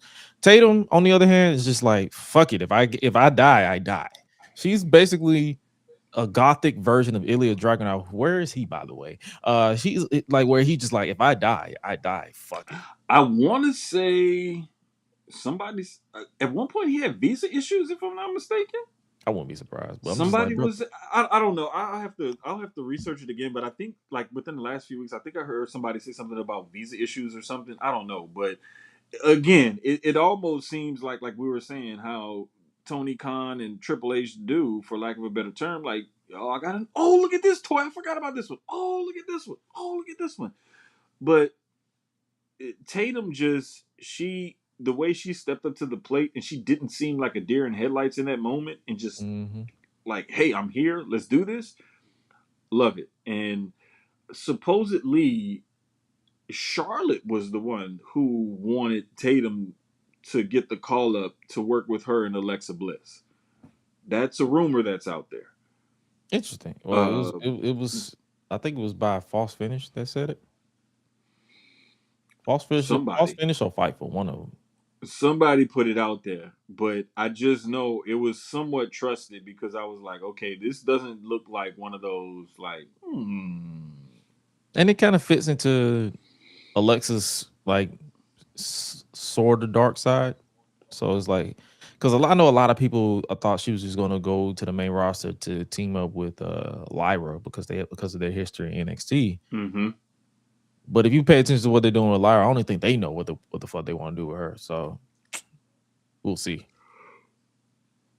I think they're going to take her to this other side of this character and just kind of see where it goes. I think they're really playing it by ear with this turn in her character right now, just to see what they can do to pull something, like try to get a better connection with the audience. No, we can see. That's what I think that even though right her murdering Bayley should have been it, but hey, I get it.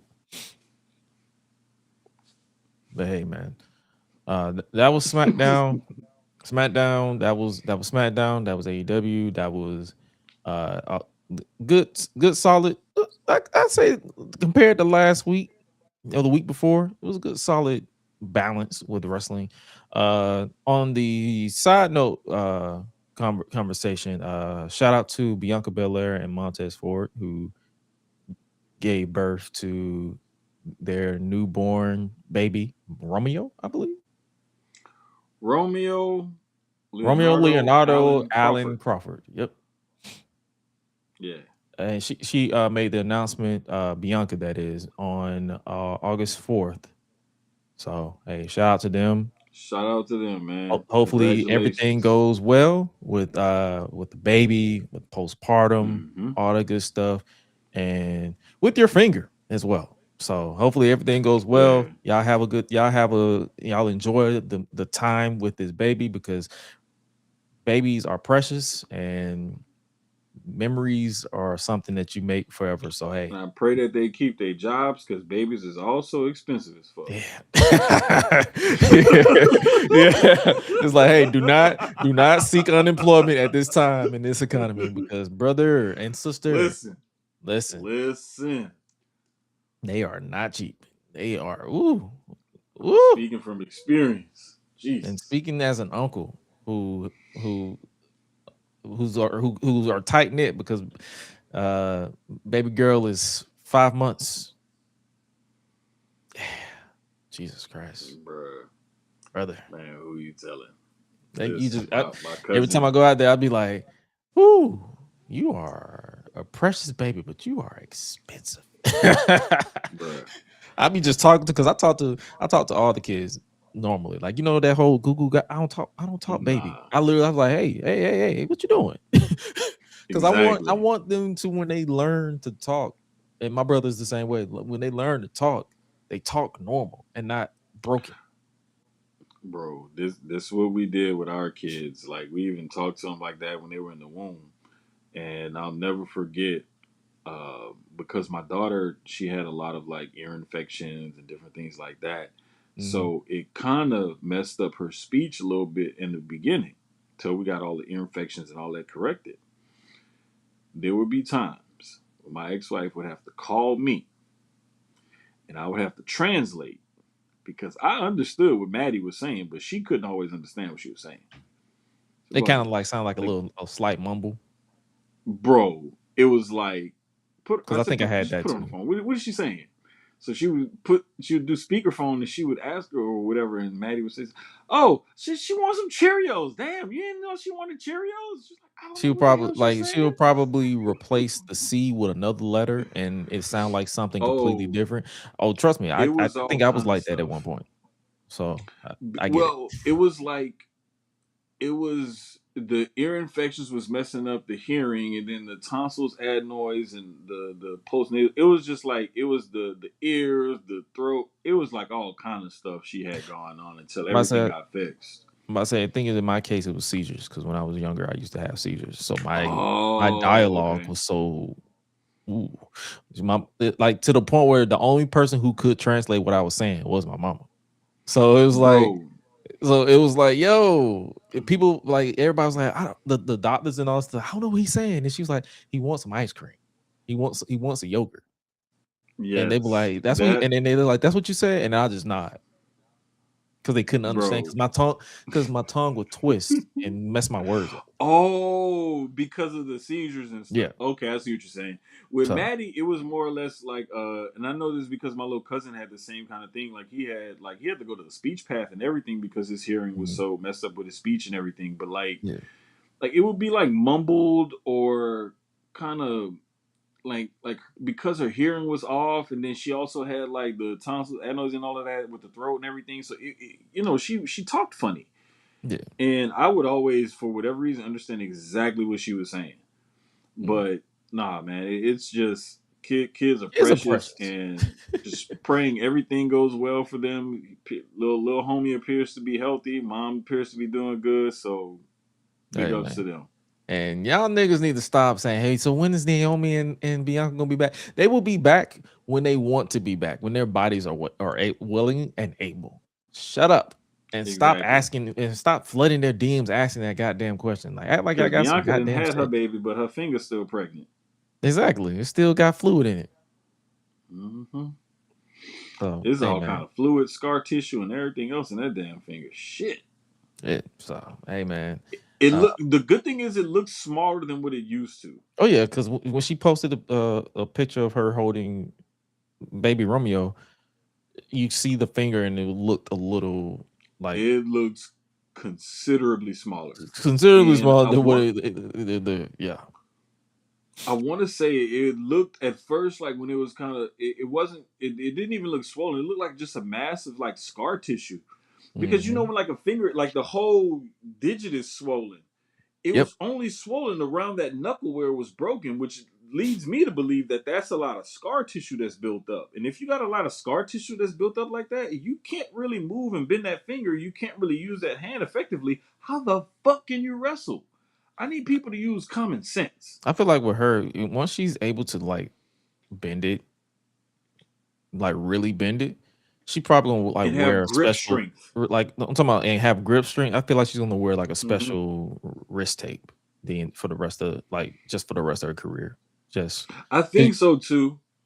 So Because if you look and see some people, some athletes will tape like the tips of their fingers or their knuckles or certain fingers, or like I've even seen some wrestlers or fighters where they'll tape certain fingers together or what have you. The Because Usos it's did it better at one point. Like stability. they would literally take their middle fingers. Mm-hmm. So I wouldn't be surprised if she tapes her middle fingers together and just because Right. fortunately it's on her left hand. It's not her dominant hand. I think her dominant hand is her right hand. So it's like she can always tape it together and just start using her right hand more. Because whenever she will punch, she will always punch with her right hand. So I feel like her dominant hand is her right hand, not her left hand. So hey man, but nevertheless, we're not speculating.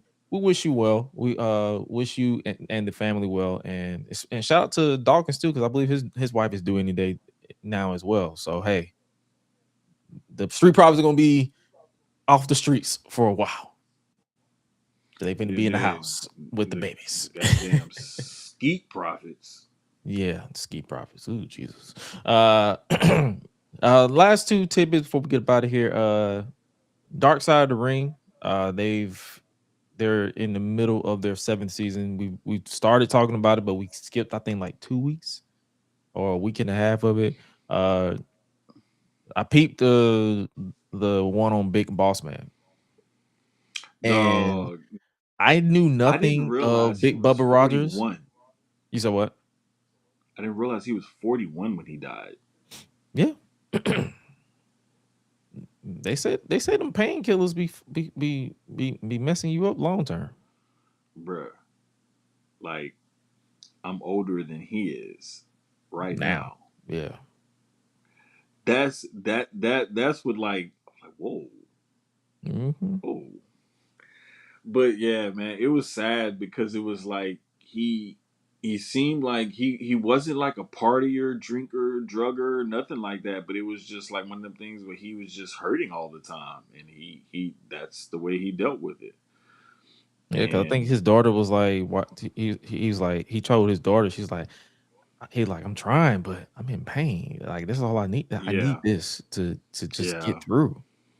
yeah, and that's what was so fucked up about it, man. It's just just to make it through to the next day, and like sometimes a lot of the work that I do now is physical, or a portion of the job can be really physical, Mm-hmm. and like you be sore and hands, knees, back, whatever hurting or whatever. You go home and you rest up and you feel good, and then you right back at it the next day.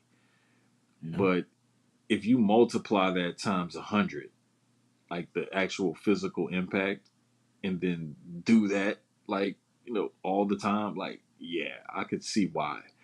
But man, and the worst part about it was he had sobered up and like wasn't taking anything Mm-hmm. when he passed, and it Yeah. just his heart just couldn't take it no more. Just Nope. gave out on him. Yeah, and that's and it's like that's the reason why. And I think they also touched that his family had a history of heart issues Yeah, that took him out early too. yeah, and that was even more sad, man, because it was like when his wife was saying, he stayed the same guy the Mm-hmm. whole entire time I knew him, and they were like they've been together since junior prom in high school. Mm-hmm. And she was like, the money never changed him. Yeah, we lived in fancier houses and fancier neighborhoods, but she said we rarely had anything in common with our neighbors that's because and he didn't let that's the money real. change him. And that's real because Yeah, money be changing people, and it's like, all right, I tell bro. people this all the time. If I get more money, it's like I'm not changing, but it'll definitely. I wouldn't be. The only thing that will change about me is I'll be less stressed about Yes.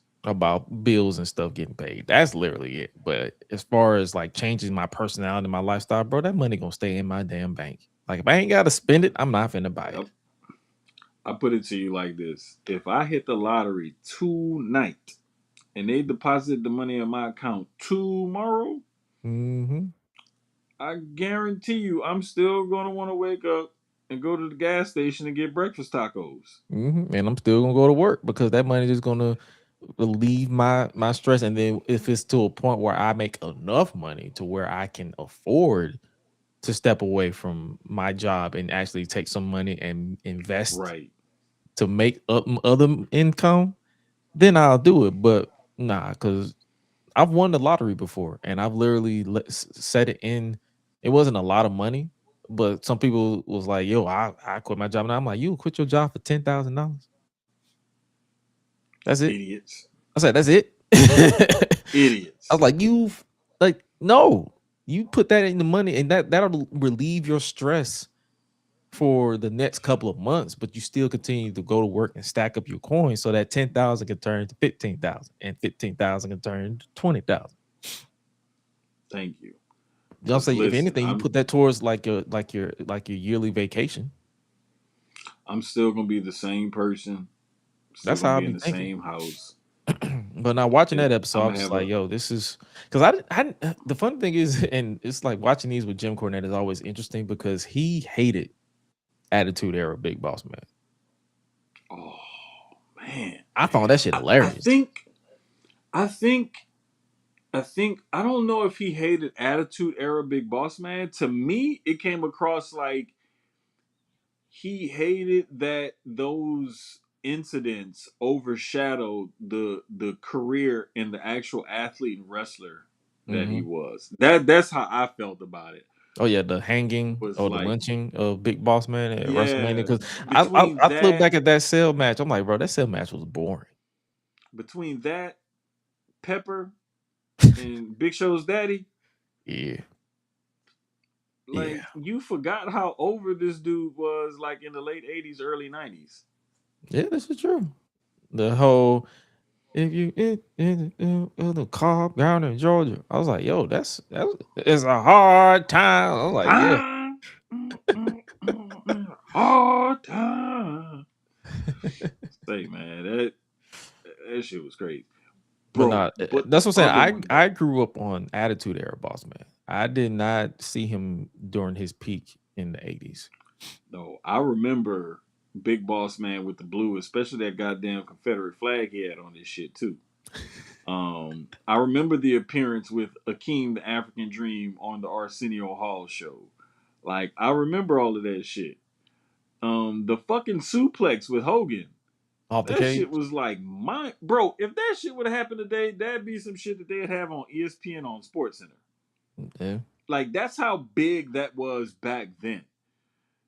I'm about to say But nowadays everybody do superplexes off cages. it's you fuck around and see Omos do one of them in a match one day or something. I wouldn't be surprised.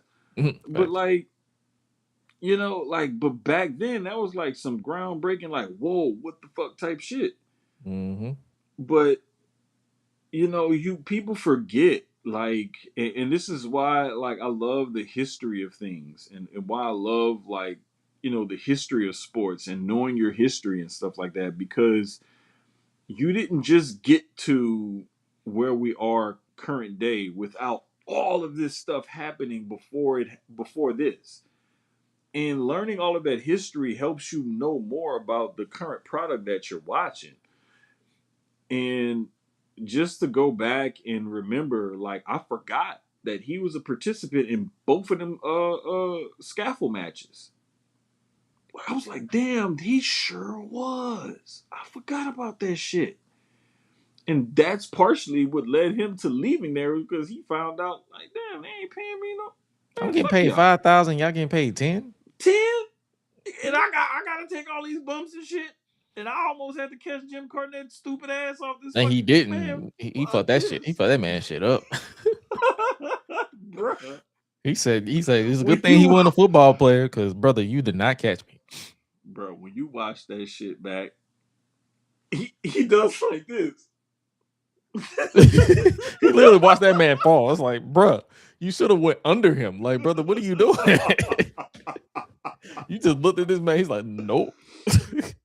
He said, Oh oops, man. my bad. Bro. But the funniest one, and to let you know the type of man, the real Ray Trailer was how bad he felt when he missed that spot with Stone Cold. Mm-hmm. I didn't Like, even know you that. just I didn't knew. even know that happened. Like, I watched it. Bruh, this is it, bruh. Like, for him, and to hear people talk about the way, and to hear Stone Cold describe it, Mm-hmm. and to hear Stone Cold be like, "Damn, and I love him. I love him to death, but I cussed his ass out up and down." He's like, where the Like, fuck were you? Like, you had one job, which is funny. yeah, Like, brother, you did have one job. All you had to do was run out there and hit him with a chair, and you could have just went right back. that's it. And then you got Briscoe goofy ass, and he like, "Damn, I almost hurt Steve." And then when I saw that chair shot, I was like, that one, you didn't hurt him, but that shit did look ugly as a motherfucker. Like, That shit was boy. awkward as fuck. I was like, ooh, boy, it's a good thing you are not a street fighter, because, brother, he like you are waved the horrible. chair at him. He didn't hit him. He like He just said, waved I was like, hey, man. But and then it's like when they said that, I was like, brother, how do you forget your spot? Bro, like, that's the one thing you had to do tonight. That was literally it. Like, I think did he wrestle? The one fucking thing. The funny thing Run is, out I there think and hit him with the a funny chair. thing is he wrestled that night. Because it was the Dog, tournament. It was the tournament. Yeah, I that love the fact that they blamed it on him talking to Taker. it's like, no. He forgot. No, that nigga forgot. He just fucked up. he forgot. And they said he felt bad, but it's just like, and they was like, yeah, that's what messed up his push. But it's like, hey.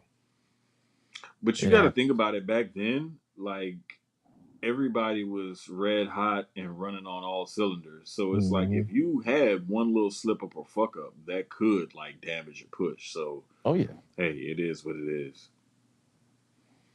Yeah. So, hey, shout out to that episode. It was heartbreaking from a behind the scenes point of view, and it was very informative if you didn't know of Big Boss Man's early career. And then that just episode that dropped this past Tuesday was on the Renegade, Nick Wilson on the WCW side. And this episode was like, ooh, they set this nigga up. Bruh. It was a tragic fucking episode. Don't get me wrong. The funniest thing that came out of this is Arn Anderson calling him a dick dancer. A dick dancer? I said, hey, bro. I had to rewind to hear what I was like, bro. I know you didn't say what I think you just said. You said a dick. It's like, yeah. He's like, well, why am I wrestling a dick dancer? I was like, a what now? A dick dancer. I was like, hey, man. Hey. Oh, bro. I'm like delirious. Because I've slept like maybe an hour or so within the last 24 to 48 hours. I don't know. It's something crazy like that. And I'm like, did that motherfucker really just say that? And then he said it like 3 more times. I was like, yep. He really just called him a dick dancer. He's a dick dancer. He stood on that. He's like, yo, this was at the end of the day, this man was not a wrestler. He didn't know jack shit about the business. But he was definitely a dick dancer. Bruh, to say that this dude barely trained... That's he's on TV wrestling, and then you put the title on him? Yeah. Nigga. They was trying. See, this is why I should have followed my first mind and actually tried to be a wrestler back then. Because they would have probably just let my goofy ass go on TV. I could have been the U.S. champion. You would have been the TV champion by 1998. What? Bro, I could have graduated high school. Well, wait. Right after I lost my scholarship to Tulane, instead of moving to Houston, I could have just went to WCW. Yeah, you could have moved to Georgia. See? I should have just moved to Georgia. Bro, I could have been on Dark Side of the Ring right now. Yeah. And I would have been talking to somebody completely different. Hopefully I wouldn't be dead. But still, I'm just saying, that could have been me. It should have been me. It should have been me.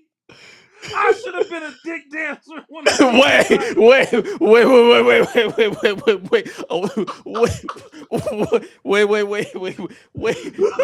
Hold up.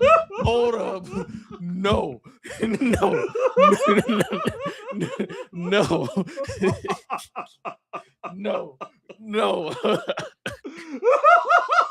Nah. Paul, bro, flag on the that play. Could have been me. Flag on the play. Should have been me. Hold up. Wait a minute. Should have been me, Gresh. Flag on the play. Flag on the play. Flag on the play. Not the saxophone. Damn. No. What is that? No. Look, I done said some egregious shit on this podcast.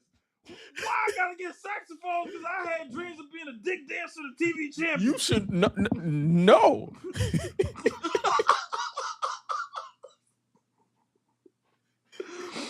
Hey, it's already in the clips. Oh God, it's already in the rundown. I marked time. I time man said he wanted to graduate and become a dick dancer. He didn't say I want to be the world heavyweight champion. He said I want to be a dick dancer and TV champion. It's like, hey man, that's backwards. Bro, I had dreams. Damn it. Oh man. Hey. This, ladies and gentlemen, this is what happens when you work a lot and you don't get no sleep. And you watch wrestling and you come on here and you pod. Like, I barely touched this drink. Like, I've maybe taken like 3 or 4 sips out of it. It's been sitting here. The drink been drinking me more than I've been drinking it. Like, it's just been sitting there. I barely touched my. I am not under the influence of anything. This is just me delirious right now and having a good time with my homeboy on the pod. But I really did want to become a dick dancer and TV champion. Like, I'm dead ass serious about that shit. Like, I really did want to be. I'm not a dick dancer, but I did want to become TV champion. Hey man, you stand 10 toes at this point.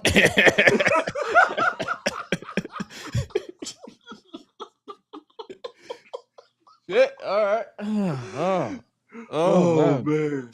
Yeah, this episode was extremely it was unfortunate but unserious at the same time.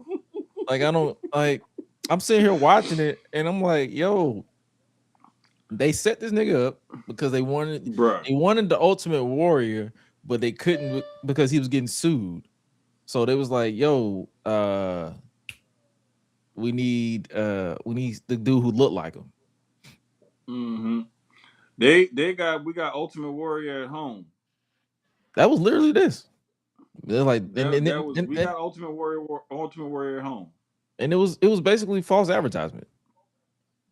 Oh man, it was like, bro, this was Renegade was probably the most egregious like attempt at copy and paste because they actually tried to pass him off as a real like serious thing, wrestler entity, whatever you want to call it. Like fake Razor and fake Diesel, that was just like we doing this shit on purpose, and y'all know this is not them. Like that wasn't that was more of like ha ha ha, this is funny. No, this was like we're gonna rip this off. Yeah. And we're gonna try to do this because we wanted this and we couldn't get the real thing, so just go down to the dollar store and get the one that looked like this. Yeah. And they did. And it turned out exactly how you would imagine. Yeah. And it went over like a bad joke in a church. Like a fart in church. Yeah. A shart in church. Like it's quiet, and then you hear a white dress, and then nobody laughing. And it like ran down her dress and her slip. Oof.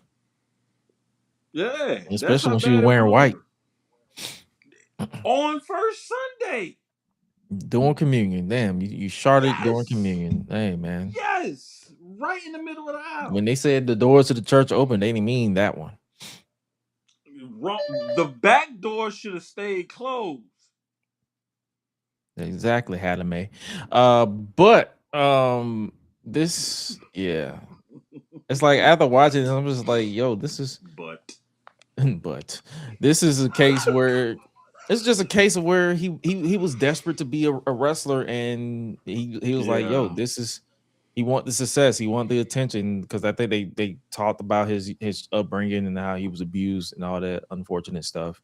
And it's just like, yo, this is this, and it's like after watching this, I'm just like, yo, they just set this nigga up because they saw that it didn't go well. You mentioned they put the TV title on him, and they put it on Diamond Dallas page. They was like, yo, this is just not working. This is like, yo, this is the crowd. It's one thing, and I think they had Marty Jannetty on here, and he was like, it's one thing to basically to not be good. It's another thing to not have any reaction. Like nobody gave a fuck. Yeah, and that's like if you're getting the one that really hit home is when Mr. Wonderful gave him the pile driver and the crowd cheered. Yeah. That's like bruh. It's like, damn, come on, man.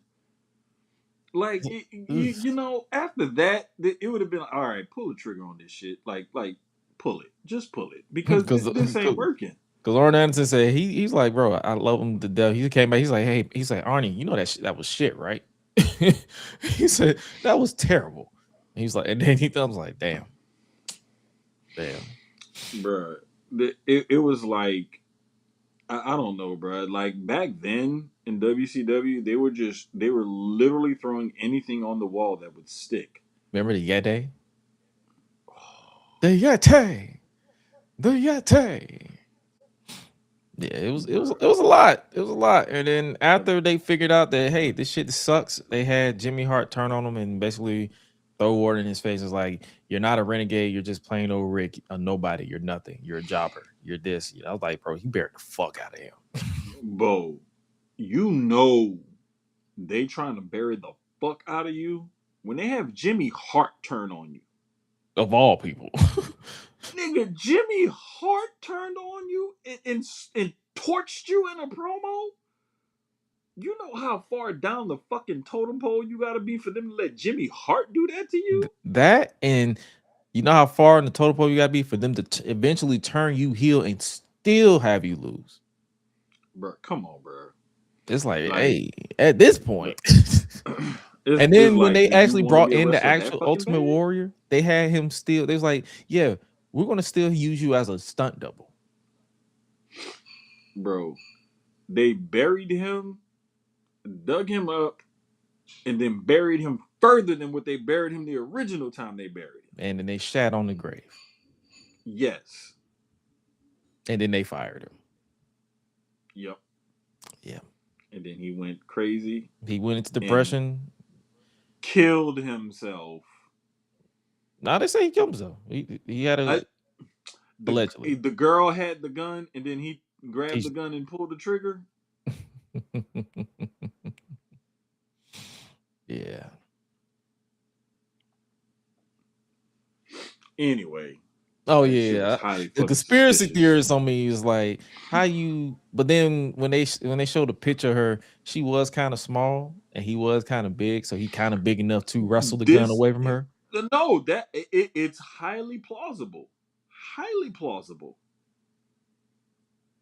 And ain't no telling what she said to like drive him to do that. So it's like, you don't know. That is highly plausible. It's also highly plausible that he could have been violent with her, and then in a drunken, like a drug induced stupor.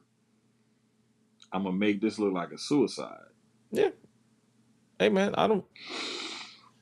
the possibility is not lost on me on any outcome, but at the end of the day, it's outcome. Like, yeah, in either outcome. But at the end of the day, he crashed out after losing his job. He wanted this position, and then I think they said during the funeral he did not look like himself. He looked like a shell of his former self. Yeah, the way they said his face was and stuff like that, and like and I mean, like, I know a person is post-mortem, but like they just say he nothing about him looked like himself. Right. And there's no amount of makeup or there's no mortician that can make you look better post-mortem than the way you look when you passed away. Like, you're gonna look decent, but you're not gonna look. You might as well have a closed casket. Right. Yeah, or something like that, man. It's just another one of those tragic tales about this crazy business that we love called wrestling. And unfortunately, the business is littered with them, and it's something that we have to discuss and we have to talk about. And again, it's similar to, like I said before, knowing the history of stuff helps you appreciate the here and now. And hopefully learning the tragic history of a lot of things helps you prevent going through those tragic things again. And the way the business is nowadays, and I'll keep saying this until I fucking blue in the face, is it's in such a healthy place right now as far as business is concerned, but also as far as like those tragic stories is concerned. And I love the way the industry and just the wrestlers themselves are putting more emphasis on taking care of their bodies and especially their mental health. Because a lot of the times, these problems that a lot of these older wrestlers had and a lot of the drug and drinking and everything was due to mental health issues, whether it's just stress and depression or it's something deeper than that. Yeah. And I'm just really glad the business is where it is now. And we're far removed from those days where we have to worry about our stars, dying young.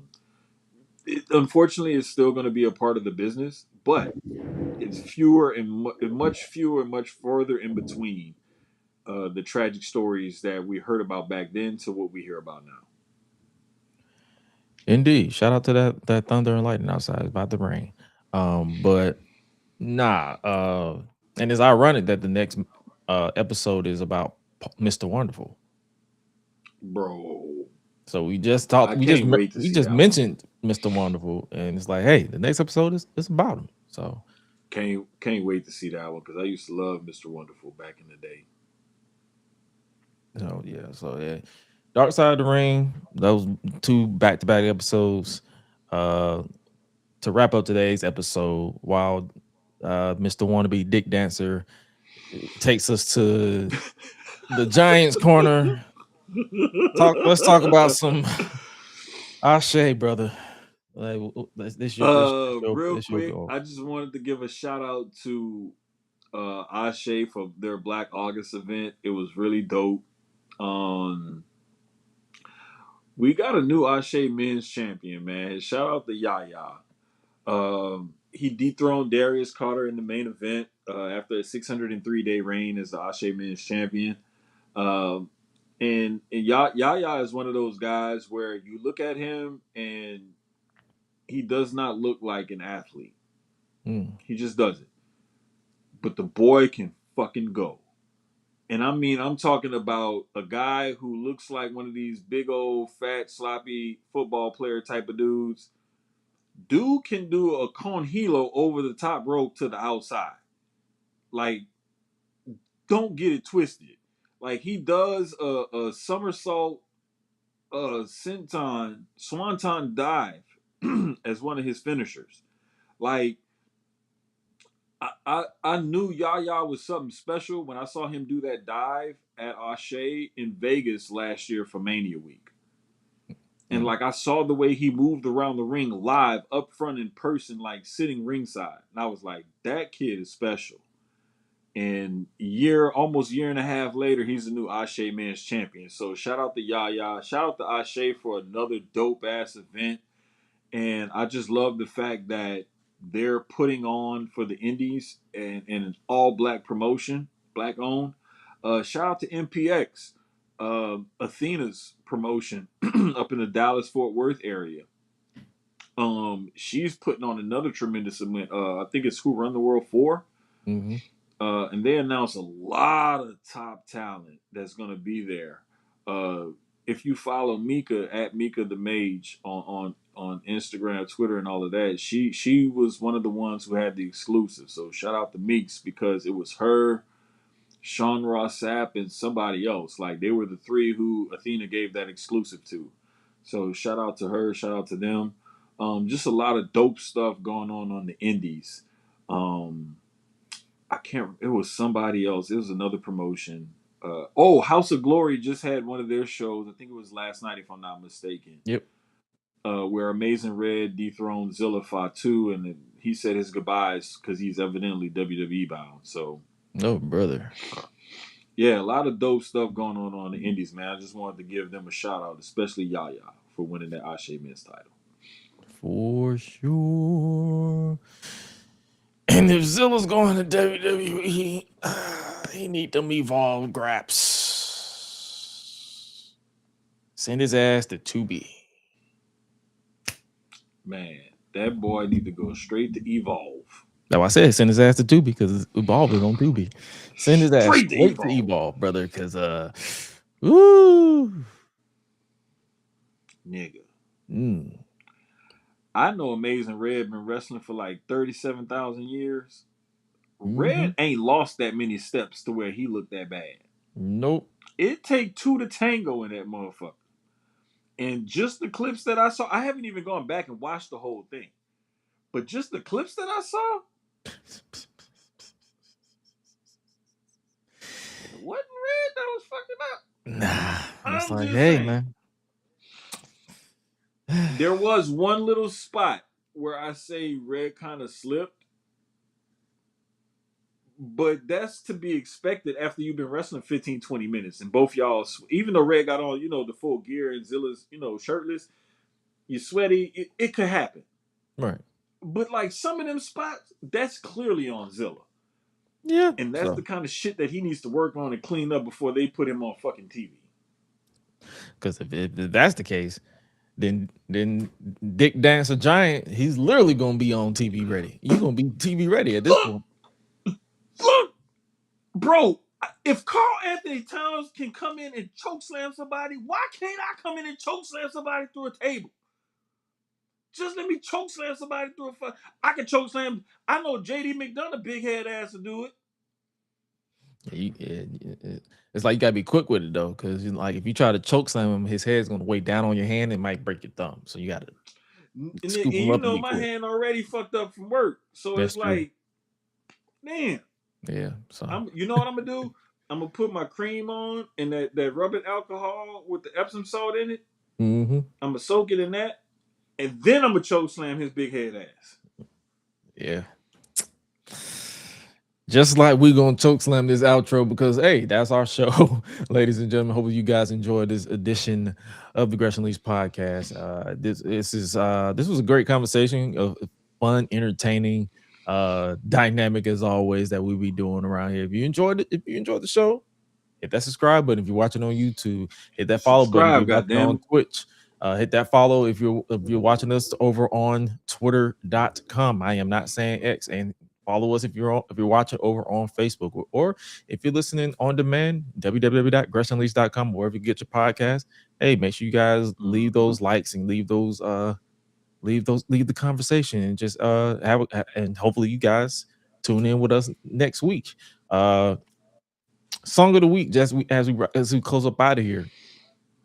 Power just ended. Power Raising Canaan just ended this past Friday. So my song of the week is the intro that they use for Power Raising Canaan. Is part of the game, I should say. It's 50 Cent, NLE Chopper, and I believe Riley Lanes. I've never heard her before. Oh, hold up. Let me make sure I didn't pick the same song. Remember, I was about to do. Oh, see, I was about to do it again. Got to change song because I was about to pick. God dang it! I can't remember the name of that song by Tim's. It's because I want to go R&B again this week. Is it a trending song? What you need you need by Tim's. That's what it is. That's the first song that popped up as soon as I typed in her name. I couldn't, bro. It's like 3 of them that was floating around in my head that I wanted to name, and I couldn't. And I was like, I'm gonna go with What You Need. And soon as we did this, I was like, see, I should have just wrote it down on the fucking notes like I did the last time. That way I wouldn't have fucked it up. So I'm gonna start doing. It's all good. But yo, man, hope you guys enjoyed this. We will catch you guys next week. I believe nothing's popping up on my end, so I believe we will catch you guys next week for another installment of the Gresh Unleashed podcast. And with that being said, you guys stay safe out here in these streets. I'm trying to wrap this up before this thing's possibly mess with my internet. But remember to always eat, sleep, flex, and repeat. We out, y'all. Be breezy. I'm going to practice being a dick dance. Man, hell.